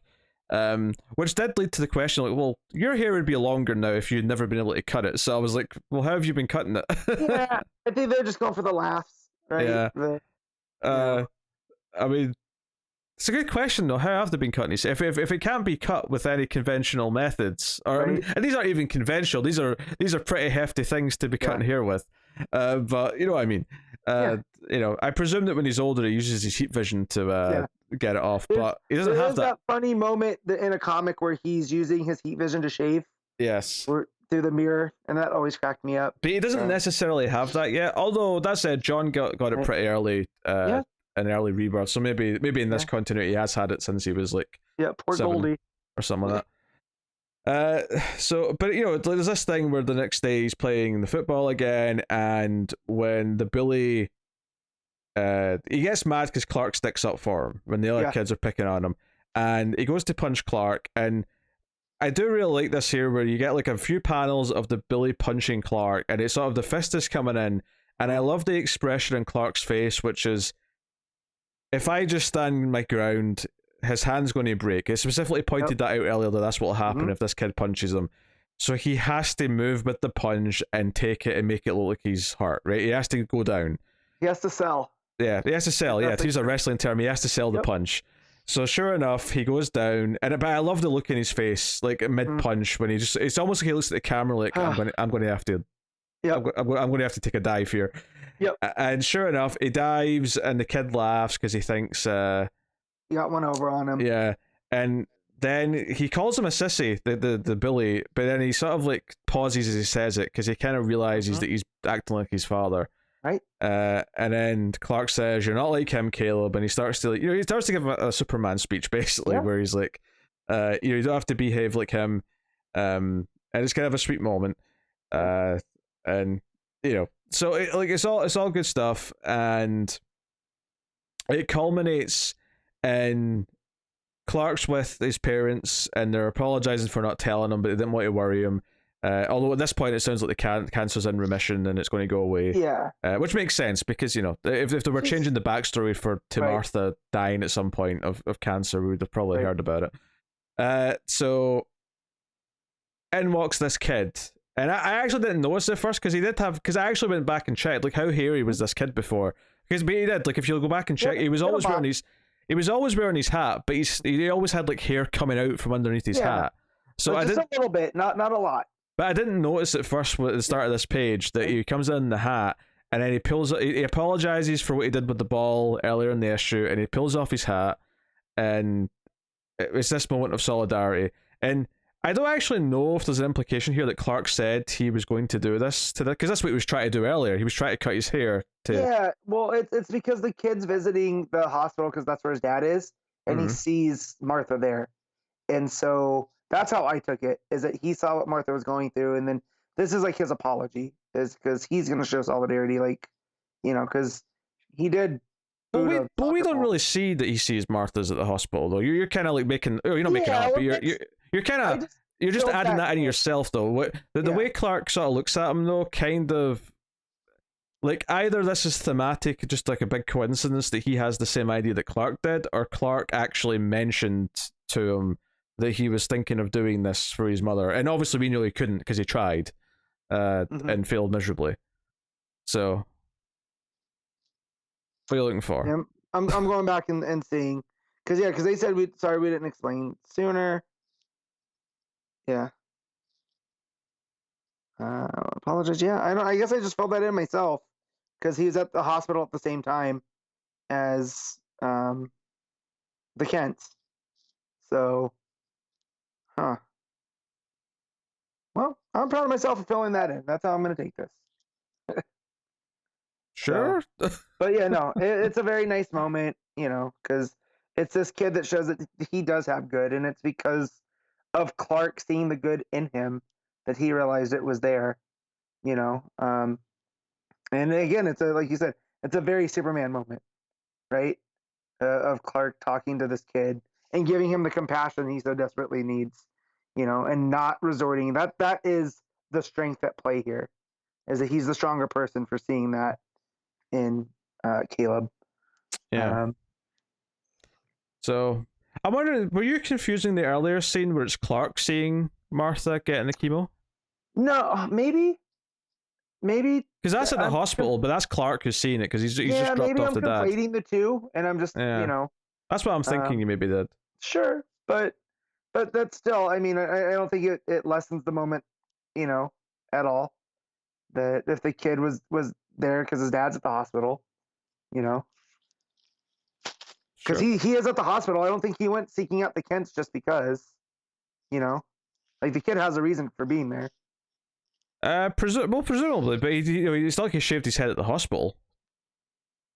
No, but I'm just saying, like, the reason that he knew she was going through stuff, but beyond Clark saying something, because I don't feel like Clark just telling them, like, "Hey, my mom has cancer." Well, You know? I don't think he had to tell him per se. Like he saw the wig come off. Like Yeah. he cracked jokes about it. Right. Um, but like so he already saw her like that then, and he probably felt guilty about it. Which is why I don't think he needs to see her at the hospital. So and I don't think there's an implication that he necessarily did see her at the hospital.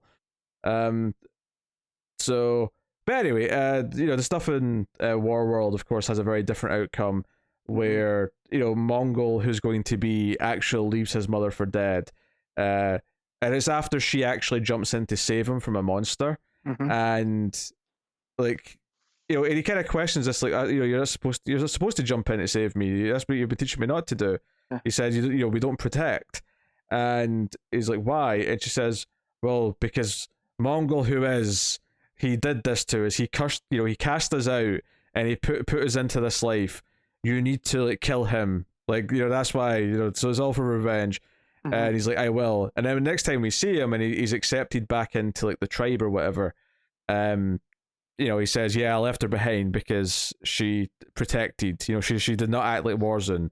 So it's kind of like he's kind of become as cold as her, by the end. So, but this is what he needs to be to survive. And ultimately, I mean, he becomes Mongol. So he succeeds. He reaches the throne effectively. He becomes the most powerful being on Warworld. So, job well done, I guess, Mongol mummy. Right. Oh yeah. So they're talking about the Mongol who is, so the current Mongol who is, bested a bull mammoth fully grown, and that's what the Mongol who will be. That's what he does too.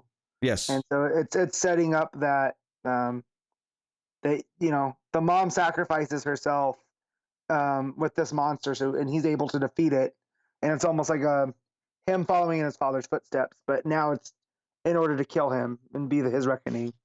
Yeah, it is interesting to show that at one time Mongol, who is, did have more compassion, and it was stamped out of him by his mother. Because that's how he's gonna have to climb the ladder, right? Because he can't, he can't show weakness, or else he'll never be the Mongol. He'll never be Mongol. Oh, sure, but I mean more for the comparison of like just the idea that was once there. Right. It adds more drama to the idea that he is so adamant, and I'm not expecting Superman to talk him down and make him see compassion again, but I think it adds some drama that it was once there and it'll never come back again. It makes him this tragic kind of villain in a way. Well, because he's forced to kill his mom too, so that's almost like that is the death of his compassion, right? Oh, very possibly, yeah. Is he? Yeah, he walks out of that creature. Yeah, you can even call that a parallel as well, is that on Earth, like Clark is there and like wants to help his mum fight the cancer. Mm-hmm. Where in Warworld, oh, you're injured, I will put you out your misery with a blade. Right. Right. So there's a bit of a contrast there with that as well. Mm-hmm. Obviously back in Earth, and more present day or close to present day times, because obviously in present day he's on Warworld, but Superman like goes and sees what this grown up Billy's doing now, and he's working with troubled kids. And it's it's kind of a nice, like, hey, he grew up to be someone good, and he's still wearing the same, well, not the exact same hat, but he's still wearing a hat, yeah. So it's it's a nice story. Yeah, it's funny because I'm of two minds of him shaving his head, actually, because again, it's a payoff to Clark trying to do it and not being able to. Mm-hmm. But I do think it is maybe just a touch on the overlay, like sentimental drama side. I think like the scene afterwards where Superman goes to see what he does now as an adult, and he's this good person helping kids. I think that like sells like, oh, this moment where Clark stood up for him and told him that he doesn't have to be like his father. Like, I think seeing what he's become tells me like how important that was to who he became. That you don't necessarily need to have this big grand gesture that he does for Martha necessarily. That's maybe just like going a little too into the mushy side. But I still respect it for why it's doing. I get that it's a payoff. By the time I got to that point, I was already a mess. So yeah, it just pushed it along. I maybe would have reined in the sentimental just a touch, right? I appreciate what it's doing, and I do think it's a really strong issue, and it did hit me in the feels in multiple points. But I may have just reined that in just a smidge. Yeah. But Like I said, that was my two things. It was that, and then maybe just like kind of the three-way parallels a little bit. But This is Bad Parenting 101, as told by Philip Kennedy Johnson and Cy Spurrier, right? yeah. Like, But yeah, I mean, like I say, I understand what it's doing because you're getting good parenting on Earth, bad parenting on Earth, and then good parenting on Warworld. And you're kind of comparing the differences between the three. But I do wonder if it'd have been neater if it was either just Clark and the bully and comparing the parenting between them, or just here's good parenting with Clark on Earth, and then here's good parenting with Mongol, who will be on Mongol. Well, and I like the parallel between Mongol and Clark is that who they were got set early, right? It sets them on a collision course. The immovable, solvable force, immovable object of it all. Sure. It started in childhood. But yeah, no, I the War World stuff too is just so brutal. When he gets to the end and he is Mongol and he sells that knife, right? And he fights the he kills all of those, the cannibals, right? And he emerges back to his people after, time has passed. I liked all that too, because it really cements what the world culture is. Yeah, obviously on the art, like basically the artists are split between Earth and Warworld, which is makes it really easy to transition between them. So any differences do feel kind of natural because they're on different planets. To be honest, though, I do think they complement each other quite well. Though I never really felt any jarring differences when I was going back and forth between them, even though they do look different. The colors are very different on Warworld. It's a lot of harsh reds and oranges and all that stuff.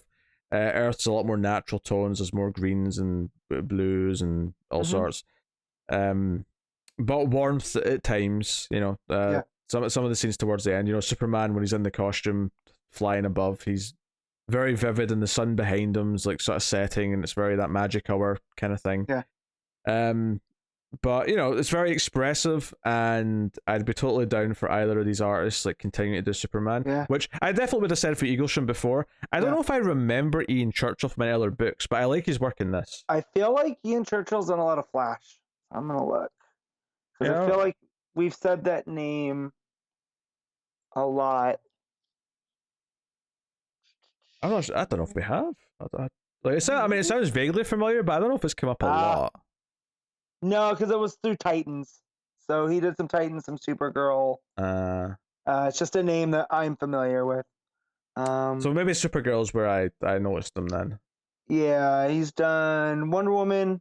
He's done. Yeah, there's a lot of pre-New 52 stuff. Okay. So yeah, early to mid 2000s. A lot of Marvel. Looking here.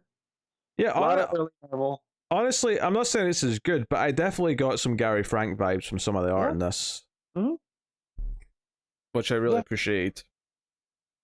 Yeah, well, I was feeling the Frank stuff in the Smallville, and I just don't know if it's the coloring or what. It's the face. It's the way he draws the faces. Although I don't know if I think that's I thought Eaglesham was doing Earth and it was Churchill doing Warworld, but if you tell me it's the other way around, I won't argue with you too much. Yeah, I'm trying to look for some Telltale. So it does feel like Eaglesham's doing the Warworld stuff, right? I assumed it was the other way around, but I mean, I'm not actually sure. Well, yeah, I mean, which is a credit that the art is similar, even though it's a little different. Because the biggest difference is the coloring more than anything else. But it's very good throughout. Like I really found no issues with it. The entire time. It was very expressive. It was constantly like I say, a little Clark definitely felt like a Gary Frank-esque little Clark. So yeah, I mean it's an extremely good issue. It's one of those things where I have a couple of slight things with it, but they're very minor in the grand scheme of things, and the emotion ultimately hits, and it does while very separate and fairly standalone, it does kind of add like a nice bit of flavor to the Warworld saga because it does include the comparison with Mongol. So, and so much of Warworld saga has been how Clark is trying to inspire people to rise against Mongol, and how the beliefs in Warworld are these polar opposites, where it is we have to fight to get more chain links because that's how we're strong and that's how we thrive, and we don't feel like we want to be saved and freed from Mongol. Right, because they are the system that is imprisoning them is also empowering them, right? Yeah, but the point I'm making here is that this issue is showing those differences right baked in from the start of their lifespans. Right. Right from childhood, they're drilled in with these beliefs from the get go. So it does fit nicely as a companion issue to that story. I don't know where in the trade you put this necessarily. Yeah, that's so weird. Maybe as like an interlude in between. I think you have to be. It'd probably be before the last issue, because the last issue action was the start of the next sort of arc in Warworld saga. So I suspect that they put it in between the two parts. So real quick, just for some clarity on this, was I looked it up, and it was Philip Kennedy Johnson and Dale Eaglesham did the Smallville Superman story, and then Cy Spurrier and Chuchill did. Oh, so I was right on the art. Yep. That's cool. Okay. You were. So, and they split it along those lines and then put it together. So, at least that's according to CBR. That's what I found as you were talking. So, but yeah, no, I love this issue, and again, I wasn't ready for it to hit me the way that it did. So yeah, especially with the mom stuff and Ma Kent, and just I felt like her hair was weird, and then when you find out that it's a wig, everything dawns on you that like, oh man. So yeah, no, just really enjoyed the story. Will you rate an Action Comics Annual 2022? I'm giving this a 9. Yeah, I'll probably 8.5 just because I do have those couple of little things, but it is a very good issue, and this is a good annual. Like, sometimes I come out of an annual feeling like it's tacked on. They just wanted an excuse to have an annual. This is a bit more like, oh no, this justified its price of admission. This actually worked really well, and I appreciate that it's one big story and it's not like a couple of shorter stories. So, no, good stuff. So there you go. The Nice House in the Lake, issue 9. James Tynion the fourth writing, Alvaro Martinez Bueno on the art. So yeah, I mean, this is kind of continuing doing what it's been doing. The cliffhanger last issue was the one character discovers the discovers the glass, and finds the writer between the glass, right? Sure, yes. And they're using the steam to write messages, and what's the writer's name that's behind the glass again? Nora. Yeah, so Nora's writing messages saying, hey, Walter's lying, I was there for the first month, but then everything, like the memories got all reset, and like the rest of the world's destroyed, and is explaining, and that sort of comes up like every so often. We go back to a page of just like messages on this mirror or this window, and elsewhere though we're getting just more of they're designing buildings. Reggie's designing buildings, and we're focusing largely on the one who's like the physical therapist or the acupuncturist, yeah. So it's just some interesting kind of flavor here. I would say this issue probably advances things less so than some of the other issues, although certainly the idea that Nora is convincing Walter to let her be a part of these decisions, because clearly Walter's going to voice like and sort of like decompress with Nora because Nora knows what's going on. So he's going there on a regular basis to like just talk about everyone and why is it not working? Why are they still obsessing about going home? And she's like, they're never like it's going to take more than months for them to give that up. They want to get home. They want to find out what's going on. And she's like, look, you keep wanting me to help with these decisions, but you're not actually giving me any chance to, as she puts it, like, I need to be able to pull the lever, right? I need to have the choice to pull the lever, even if I'm not going to do it. For me to make proper decisions here, I can't just be this prisoner that has no effect in anything. And it seems like by the end, Walter's not going to give her complete control or give her all the information, but he's going to show her something. That's the cliffhanger at the end. Enough that too, but that Nora has a plan of her own by telling the artist, right? Oh, sure, yeah. Nora's certainly got like an ulterior thing going. And but that all I could think of was, right, that the first character we met, right, was Nora, and doing this, monologue as everything is burning down around them. And I just think that that's our endpoint, right? And so, like, what is Nora's ultimate plan with Walter here, right? Is it to convince Walter that what he's doing, like, you got to have people have their choice, right? You can't control them, but I do like that Tyinion ramps up the stakes here by Walter admitting, like, if this doesn't work, everyone's dead. It's it's all for nothing. So we need this to work, and I feel like that's the thing that clicks into Nora, right? And to kind of get those gears turning to, I need to be the one to, not the one to pull the lever, but I need to see what's going on here to help you. I need the bigger picture. Yeah, he's not going to show everything, but the issue ends with like basically him taking her into kind of this this sort of, I don't want to say another dimension, but like kind of like the black behind like reality that he moves through. He called it the backstage. Yeah, right? the backstage is what he calls it. Yeah. And this is where he lives, and she says she can't see anything, and neither can we. We just see black.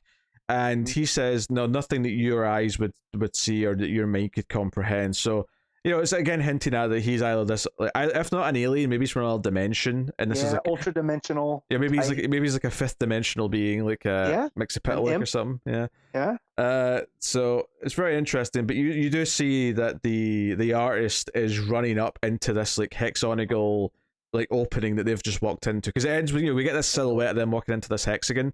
And you just see the artist like running up behind and chasing into this door. So the artist is in pursuit. So clearly Nora has said, this is happening, you need to follow and like, give us an advantage here. So she's going to try and get the upper hand. It does kind of feel like it's going to be futile.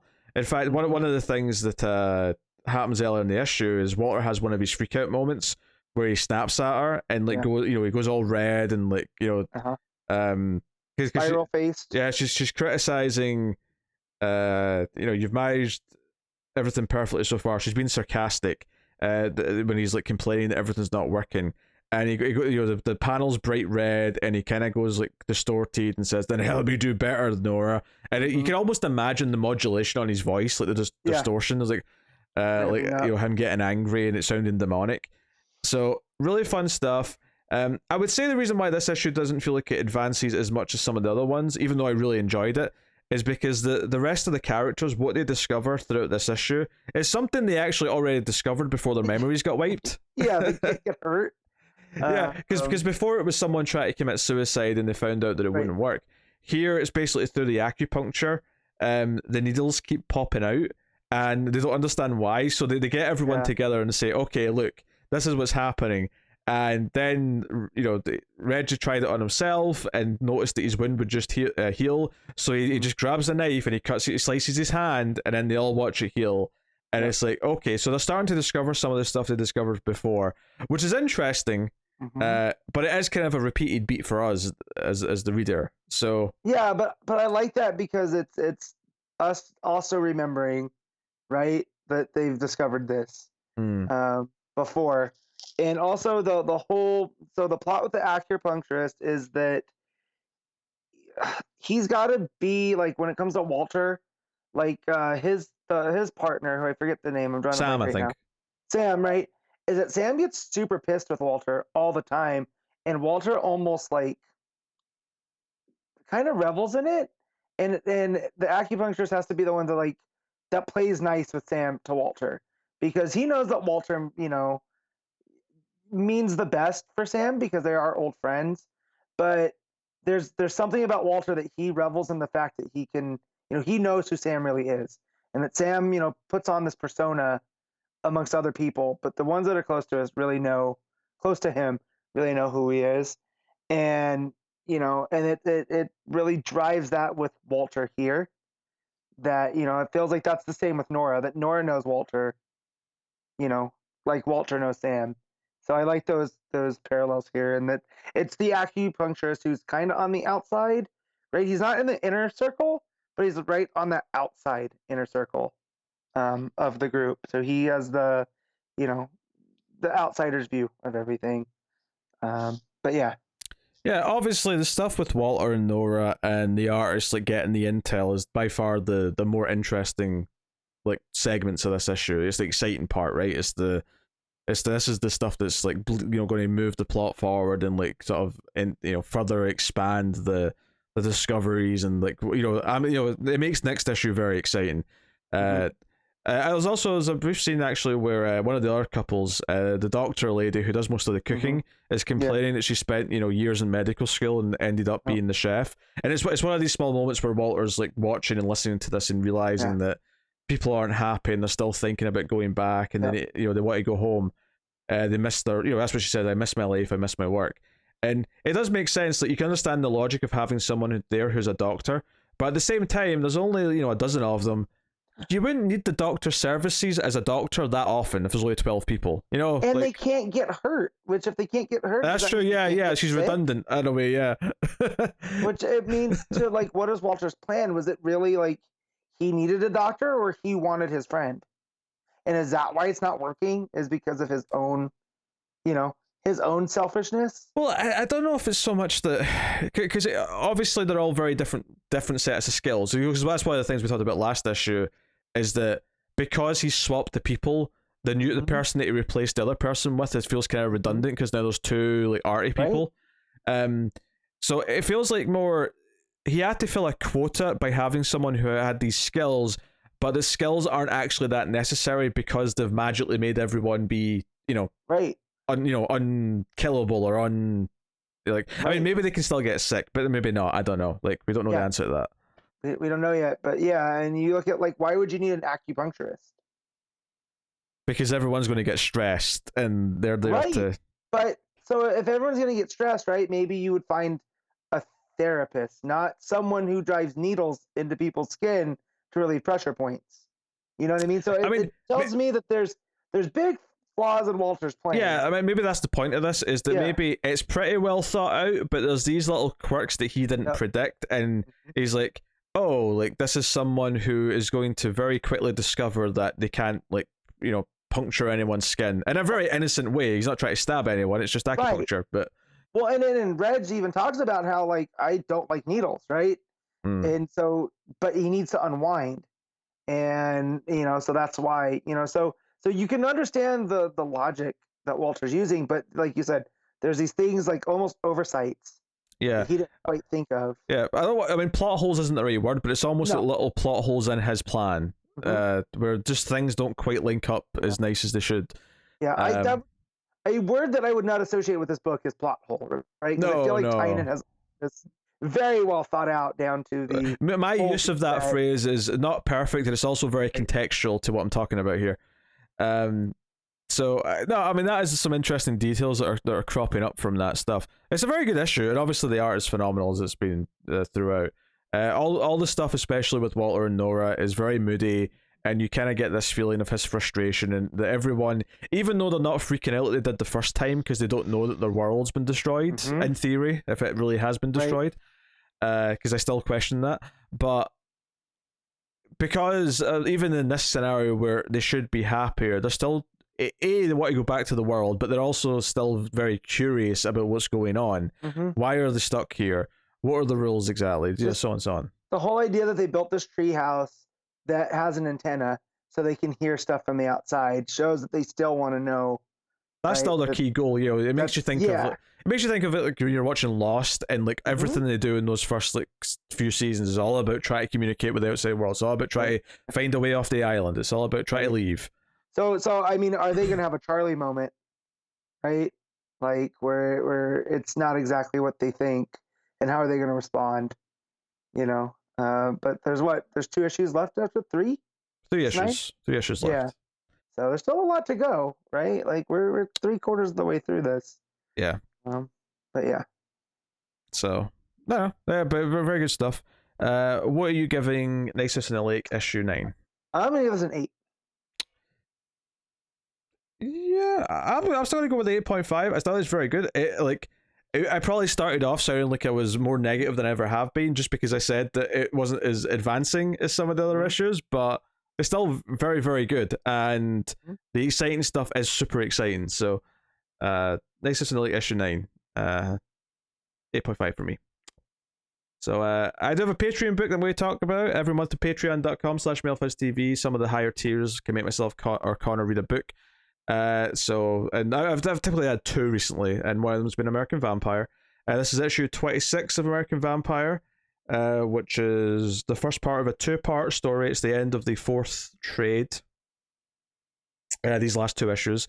So issue 26, we're interested in a new character, Calvin, who is a black character. We're still in the 50s. It is 1954.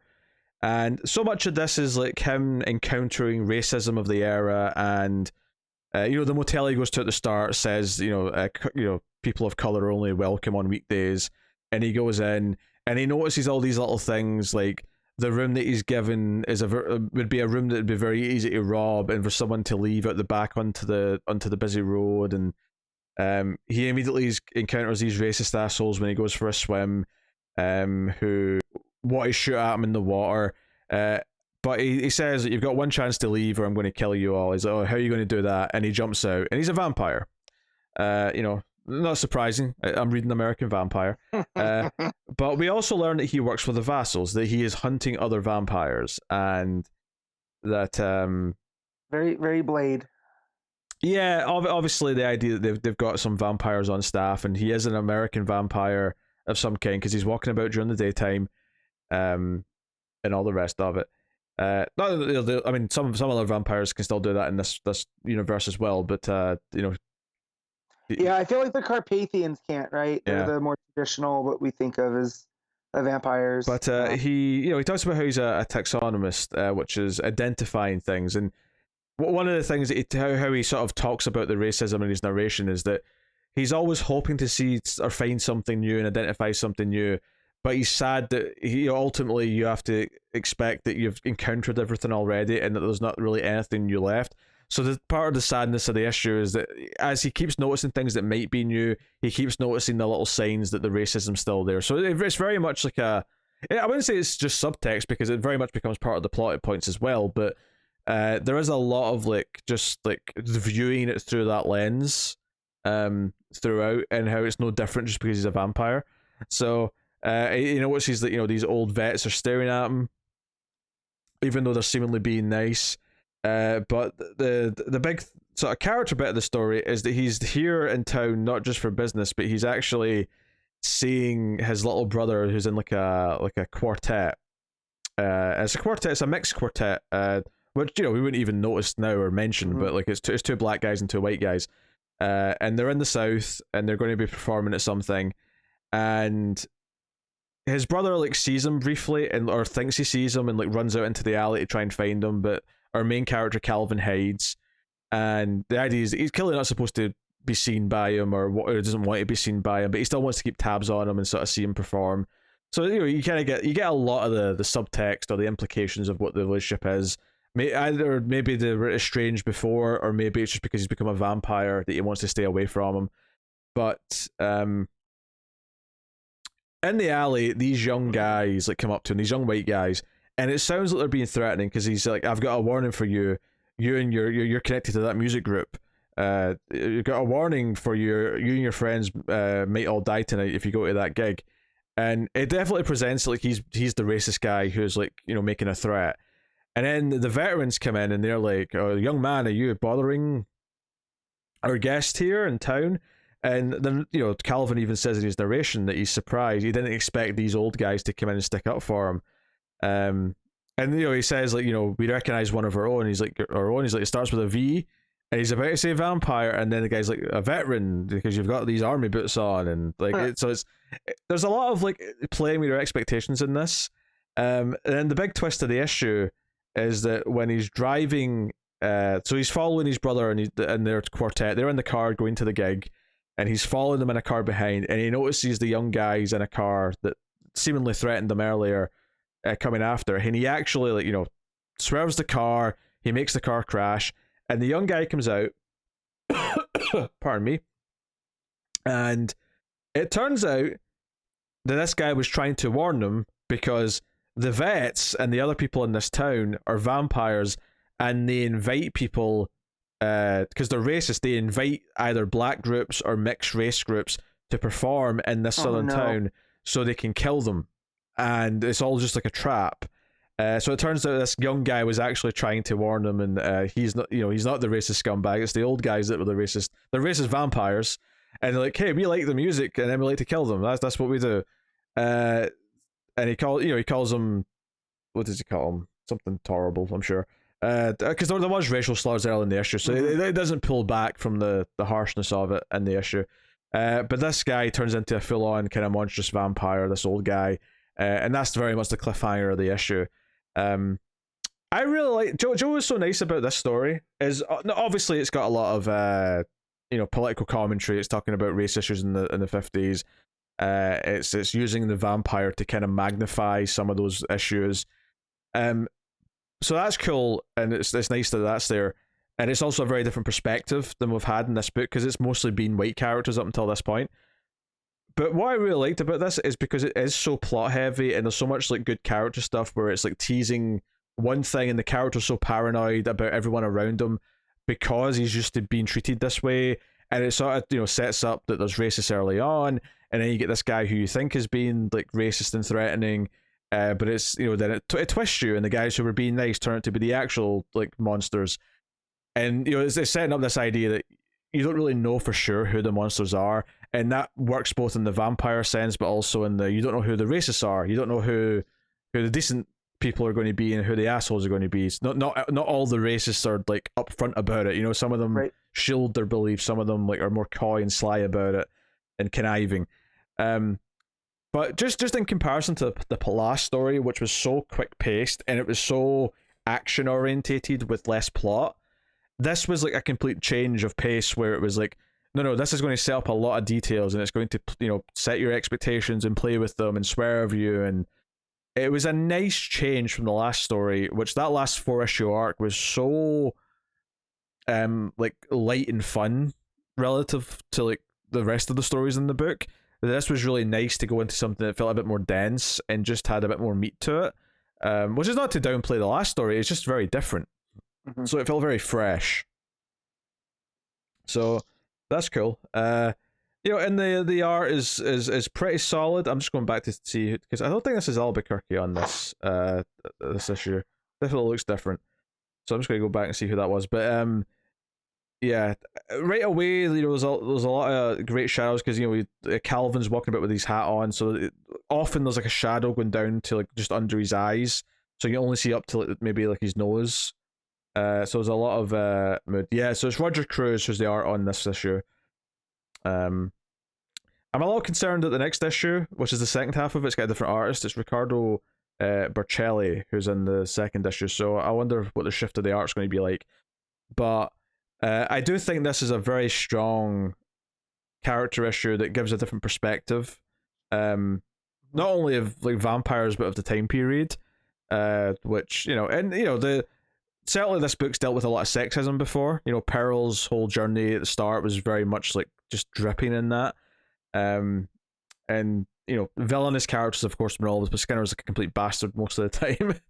But it was nice to get this very different viewpoint in the world from this one. And it fits so well because this book has been going through different types of characters in these different eras of America, that it just makes sense to deal with this at some point. And it's nice that it works so well. So cool. Yeah, honestly, I'm like, it's not as good as Albuquerque's art. That is like the one thing, is that it's a bit cleaner. Roger Cruz's art compared to Albuquerque, it's maybe not quite as good on the horror elements because of that. Like I say, there's some good shadowing, and I feel like a lot of that's the inker. I mean, I'm sure it's in the pencils as well, but like when you look at those solid black kind of like inky spots, so like the face when he's in shadow or whatever, it looks really good and adds a lot to the book. But this is probably one of the best stories in American Vampire yet. I wouldn't say the best, but it's one that was up there. So I'm probably I want to give it a 9, but I'm kind of tempted to drop it to the 8.5 just because I don't think the art's as good as it often is in the book. So I'll go 8.5, but it's a really good issue. So that is issue 26 of American Vampire. I liked it a lot. So one last issue in I think it's the 4th trade, yeah, I'm on. So good stuff. But that's American Vampire issue 26. So that'll take us out of the part of the show where we pick our favourite stuff of the week, favourite panel / moment, favourite cover, favourite art, and top 5 books, although there was only 4, so we'll rank the 4 books instead. What is your panel / moment of the week, Matt? So mine's going to be from the Action Comics annual, and it's when Martha tells young Clark that, strength's not strength's not throwing the punch. It's strength is getting back up, right? And so it's over 2 pages, and it's after she's had her wig knocked off, and Clark's super upset with Caleb, and it's just her, her being very maternal and instilling this thing in Clark that he's going to take with him into War World, decades later. And it's a really good emotional beat. Yeah, I'm also going to go with the action, but I'm going with young Clark's taking the punch. I think that 4 or 5 panels of the punch coming in and him realizing that he has to go down because that's the right thing to do, and getting back up and saying you don't have to be like him. I think that segment is my favorite moment of the week. So that's what I'm going with. What about cover of the week, Matt? This might end up being a clean sweep. Is the Action Comics Francavilla? Is it Francavilla? Yeah, I think so. It looked like Francavilla to me, yeah. Yep, it's just got these colors, working for it. It's in that Francavilla style. Man, it's just really good. Yeah, I'm just glancing at the various covers just now. Although the variant for Action is great also because it's a take on Action Comics #1. Steve. The Mikel Janin cover for Shadow War Omega is not bad. I'll say that much.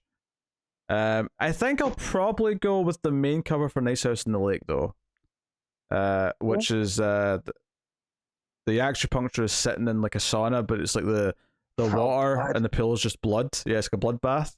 There's a good nice mood to it. I really dig it. So I'm gonna Shining go with that. ass. A little bit. So all right, best art of the week, Matt. Action Comics. I'm conflicted because I think Nice House in the Lake and Action Comics could go toe to toe here a little bit. Yeah. Bueno's very consistent, but the backed out action is balanced, and each of the artists feels particular to each story and action. Put it over. I think I'm going to go with action as well, just by a smidge, and I think the reason for it is because it was a little Gary Frank, and I think it's something I've not had as much of recently, whereas obviously Alvaro's been very consistent, and I've picked Nice House in the Lake a lot when it's been those weeks. So I think for the sake of it just being a little different and getting something that we've not had as much of, specifically in terms of style, I'll go with action, which is Eaglesham and Chuchill. So, and I think that's the impressive part, I think, as well, is that both are very good and complement each other quite well, which is not always the case when you have 2 artists. So, very good. All right, rank your books, Matt. So, #1, Action Comics Annual. #2, Shadow War Omega. #3, Nest House on the Lake. #4, Justice League Road to Dark Crisis. Yeah, #1 for me is Action Comics. #2 is Nice House in the Lake. #3, Shadow War Omega. And a distant #4, might I add, is Road to Dark Crisis. So, easy peasy.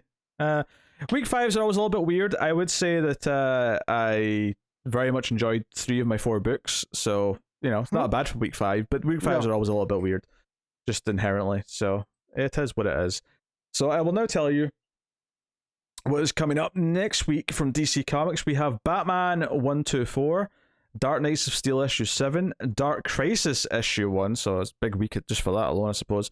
Flashpoint Beyond issue 2, Batman Killing Time issue 4, Batman Beyond Neo Year issue 3, Poison Ivy issue 1. Oh, Matt's rubbing his hands at that, literally.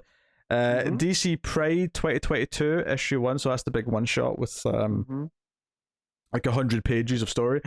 Aquaman Andromeda issue 1. Okay, I'm actually really looking forward to that. Yep. Monkey Prince issue 5. Multiversity Teen Justice issue 1. What's that? I don't remember what that is. That's the Flash from that Earth. Okay. It's that one, yeah. Okay. I'll be honest, given that Andromeda and Dark Crisis are starting, my chances of trying that one are probably a little slim, but we'll see how it goes. Nubia, Queen of the Amazons issue 1, and then Earth Prime 5, The Flash is out as well. So yeah, it's a little busier next week than I'd anticipated, but I mean, out of the ones that I would cut, it'd probably be Flashpoint Beyond too, just because it's, but we all know I'm a mark. And I'm gonna end up reading it. So yes, read the book, you effing mark. Yep, there you go. So yeah, I mean, for me, I'm looking probably at Batman, Dynasty of Steel, Dark Crisis, Flashpoint Beyond, Killing Time, and Andromeda is my definite reads. I mean, obviously it'd be nice to do the Pride issue, but it's 100 pages. I know it's June. I wish they had put it out on Tuesday. Because I would have read it for sure. Oh, in week 5, yeah. It would have been easier to fit in, yeah, for sure. Yep. And then I might give Poison Ivy a try. Who's on Poison Ivy again? I forget. That's G. Willow-Wilson. Oh, yeah. Well, I'll try Ivy. Yeah. It's Wilson. I'll try Ivy. And the art, I'm drawing a blank. That's been my phone background for months at this point. Let me see. Yeah. I feel bad not reading the Pride book, but I mean, not only is it on a relatively busy week, it's also that thing where, like, more and more I've been getting really annoyed at some of these anthology books, mostly feeling kind of, like a lot of them don't feel like full stories, and I end up just feeling unfulfilled, and they're expensive for something that is unfulfilling. Even in this case, where it's like obviously a much better reason for existing. So the covers for next week are very strong too. So you got a lot of good Poison Ivy. You got Dark Knight the Steel with the dragon, but Monkey Prince is a Jaws parody. Love that. Yeah, but it's no Daniel LaRusso preparing the kick at the tip of the boat. No, so it is not. But yeah, that's what's coming next week. So by all means, let us know what you're excited for in the comments and stuff. But I will take this time to thank our Patreon producers for the month, which is Tyler Hess, Cindy Palacios, David Sharp, Boardnow, Christopher Moy, David Brown, Al Treisman, and Alison M. Fordyce. They are all producers, which is one of the higher tiers over at patreon.com/MailFuzzTV. You can support the show for as little as $1 per month over there. And at the $5 tier, you get early access. You get it on Saturday night whenever it's ready, out the oven, and ready to go before the Sunday release. So if that's of interest and you want to support the content, please do. And of course, check out MailFuzz TV and MailFuzz Movies on YouTube for the TV reviews and the movie podcasts. I mentioned earlier, Alien vs. Predator Requiem was the last Ace episode. Although by the time this goes out, the next one should be up, which is Star Trek: The Motion Picture. Will be the newest episode. But next week is Jurassic World 3, so look forward to that. Dominion. Yes, Jurassic Park 6, Jurassic World 3, Dominion. Yeah. That's the full title. I bought Fallen Kingdom this weekend because I haven't seen it since the theater. Because I don't want to relive the Brachiosaurus. I think, I've got it on iTunes. I bought the bundle when it was like on sale, so I got it really cheap for the whole. Yeah. I got this Blu-ray, with the digital, for cheap too. But I might just fast forward through that part because I do want to watch Fallen Kingdom again before. But it's legitimately the best part of the movie. No, not emotionally. It wrecked me to the point. That's the point. Yeah, it causes a reaction, therefore it's effective, and therefore it is the best part of the movie. But when the sad feelings happen, I can't. It just Fallen Kingdom is this weird movie where the first 40 minutes is pretty rough and bad, and then they leaving the island is actually really good, and then after that it's not good, but it's like the best type of B-movie stupidity. Yeah, it's up there with Jurassic Park 3, right? So like it's so I would say yeah. most of the first half is bad. You have one genuinely good bit in the middle, and then you have fun bad in the second half. It becomes a whole different thing, and I appreciate it for that, right? Like it's you still have dinosaurs, but there's other elements involved that we haven't really gotten in Jurassic Park, and I appreciate it for that. But yeah, we're gonna watch all. It's really funny how from the first Jurassic World to the second and the third, just how everyone is just like turned on Chris Pratt Yeah. over time, to the point now where you're like, no one wants to see him in it, and everyone's like, oh no, like, we're done. We're done. I don't quite understand that. I understand oversaturation's a thing, but you know, It's oversaturation. I mean, he's voicing Mario, for goddamn sake. yeah, I understand that, But like, it's not just that though. It's like people have just kind of like soured on him as a person just because of some of these things in real life, and that's just kind of whatever. But it's just funny how much like he was. Part of the sad part is that like all of his character, like he has so much character in Parks and Rec. He has so much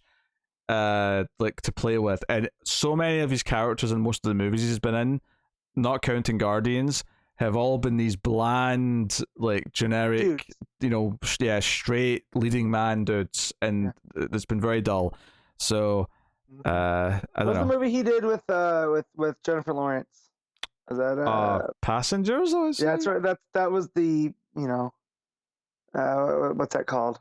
Where stuff starts to turn. Jump in the Shark? Yeah, well, that was The Harbinger. Was that one? And then you have like the Tomorrow War, and it was terrible. Tomorrow War was terrible. Let's just say I'm not seeing Dominion because Chris Pratt's in it, right? Rexy's the star, and then Bryce Dallas Howard. But yeah, it's not Chris Pratt. It's the dinosaurs, as we all know. Yes, and funnily enough, Sam Neill, Laura Dern, and Jeff Goldblum also are classed as dinosaurs now. So was that? Not Laura Dern. You leave that out your mouth. It's just a joke because they're all old now, man. That's all. Yes, I know, but Sam Neill, Jeff Goldblum, they're wearing it well. So's Laura Dern. So they all look good for age. I'm not dissing them at all. I don't want to admit that I'm feeling old by them, doing the nostalgia run already. So because that movie's almost 30 years old. I don't want to talk about that. Yeah, it's 30 years old next year. It's literally 29. In June.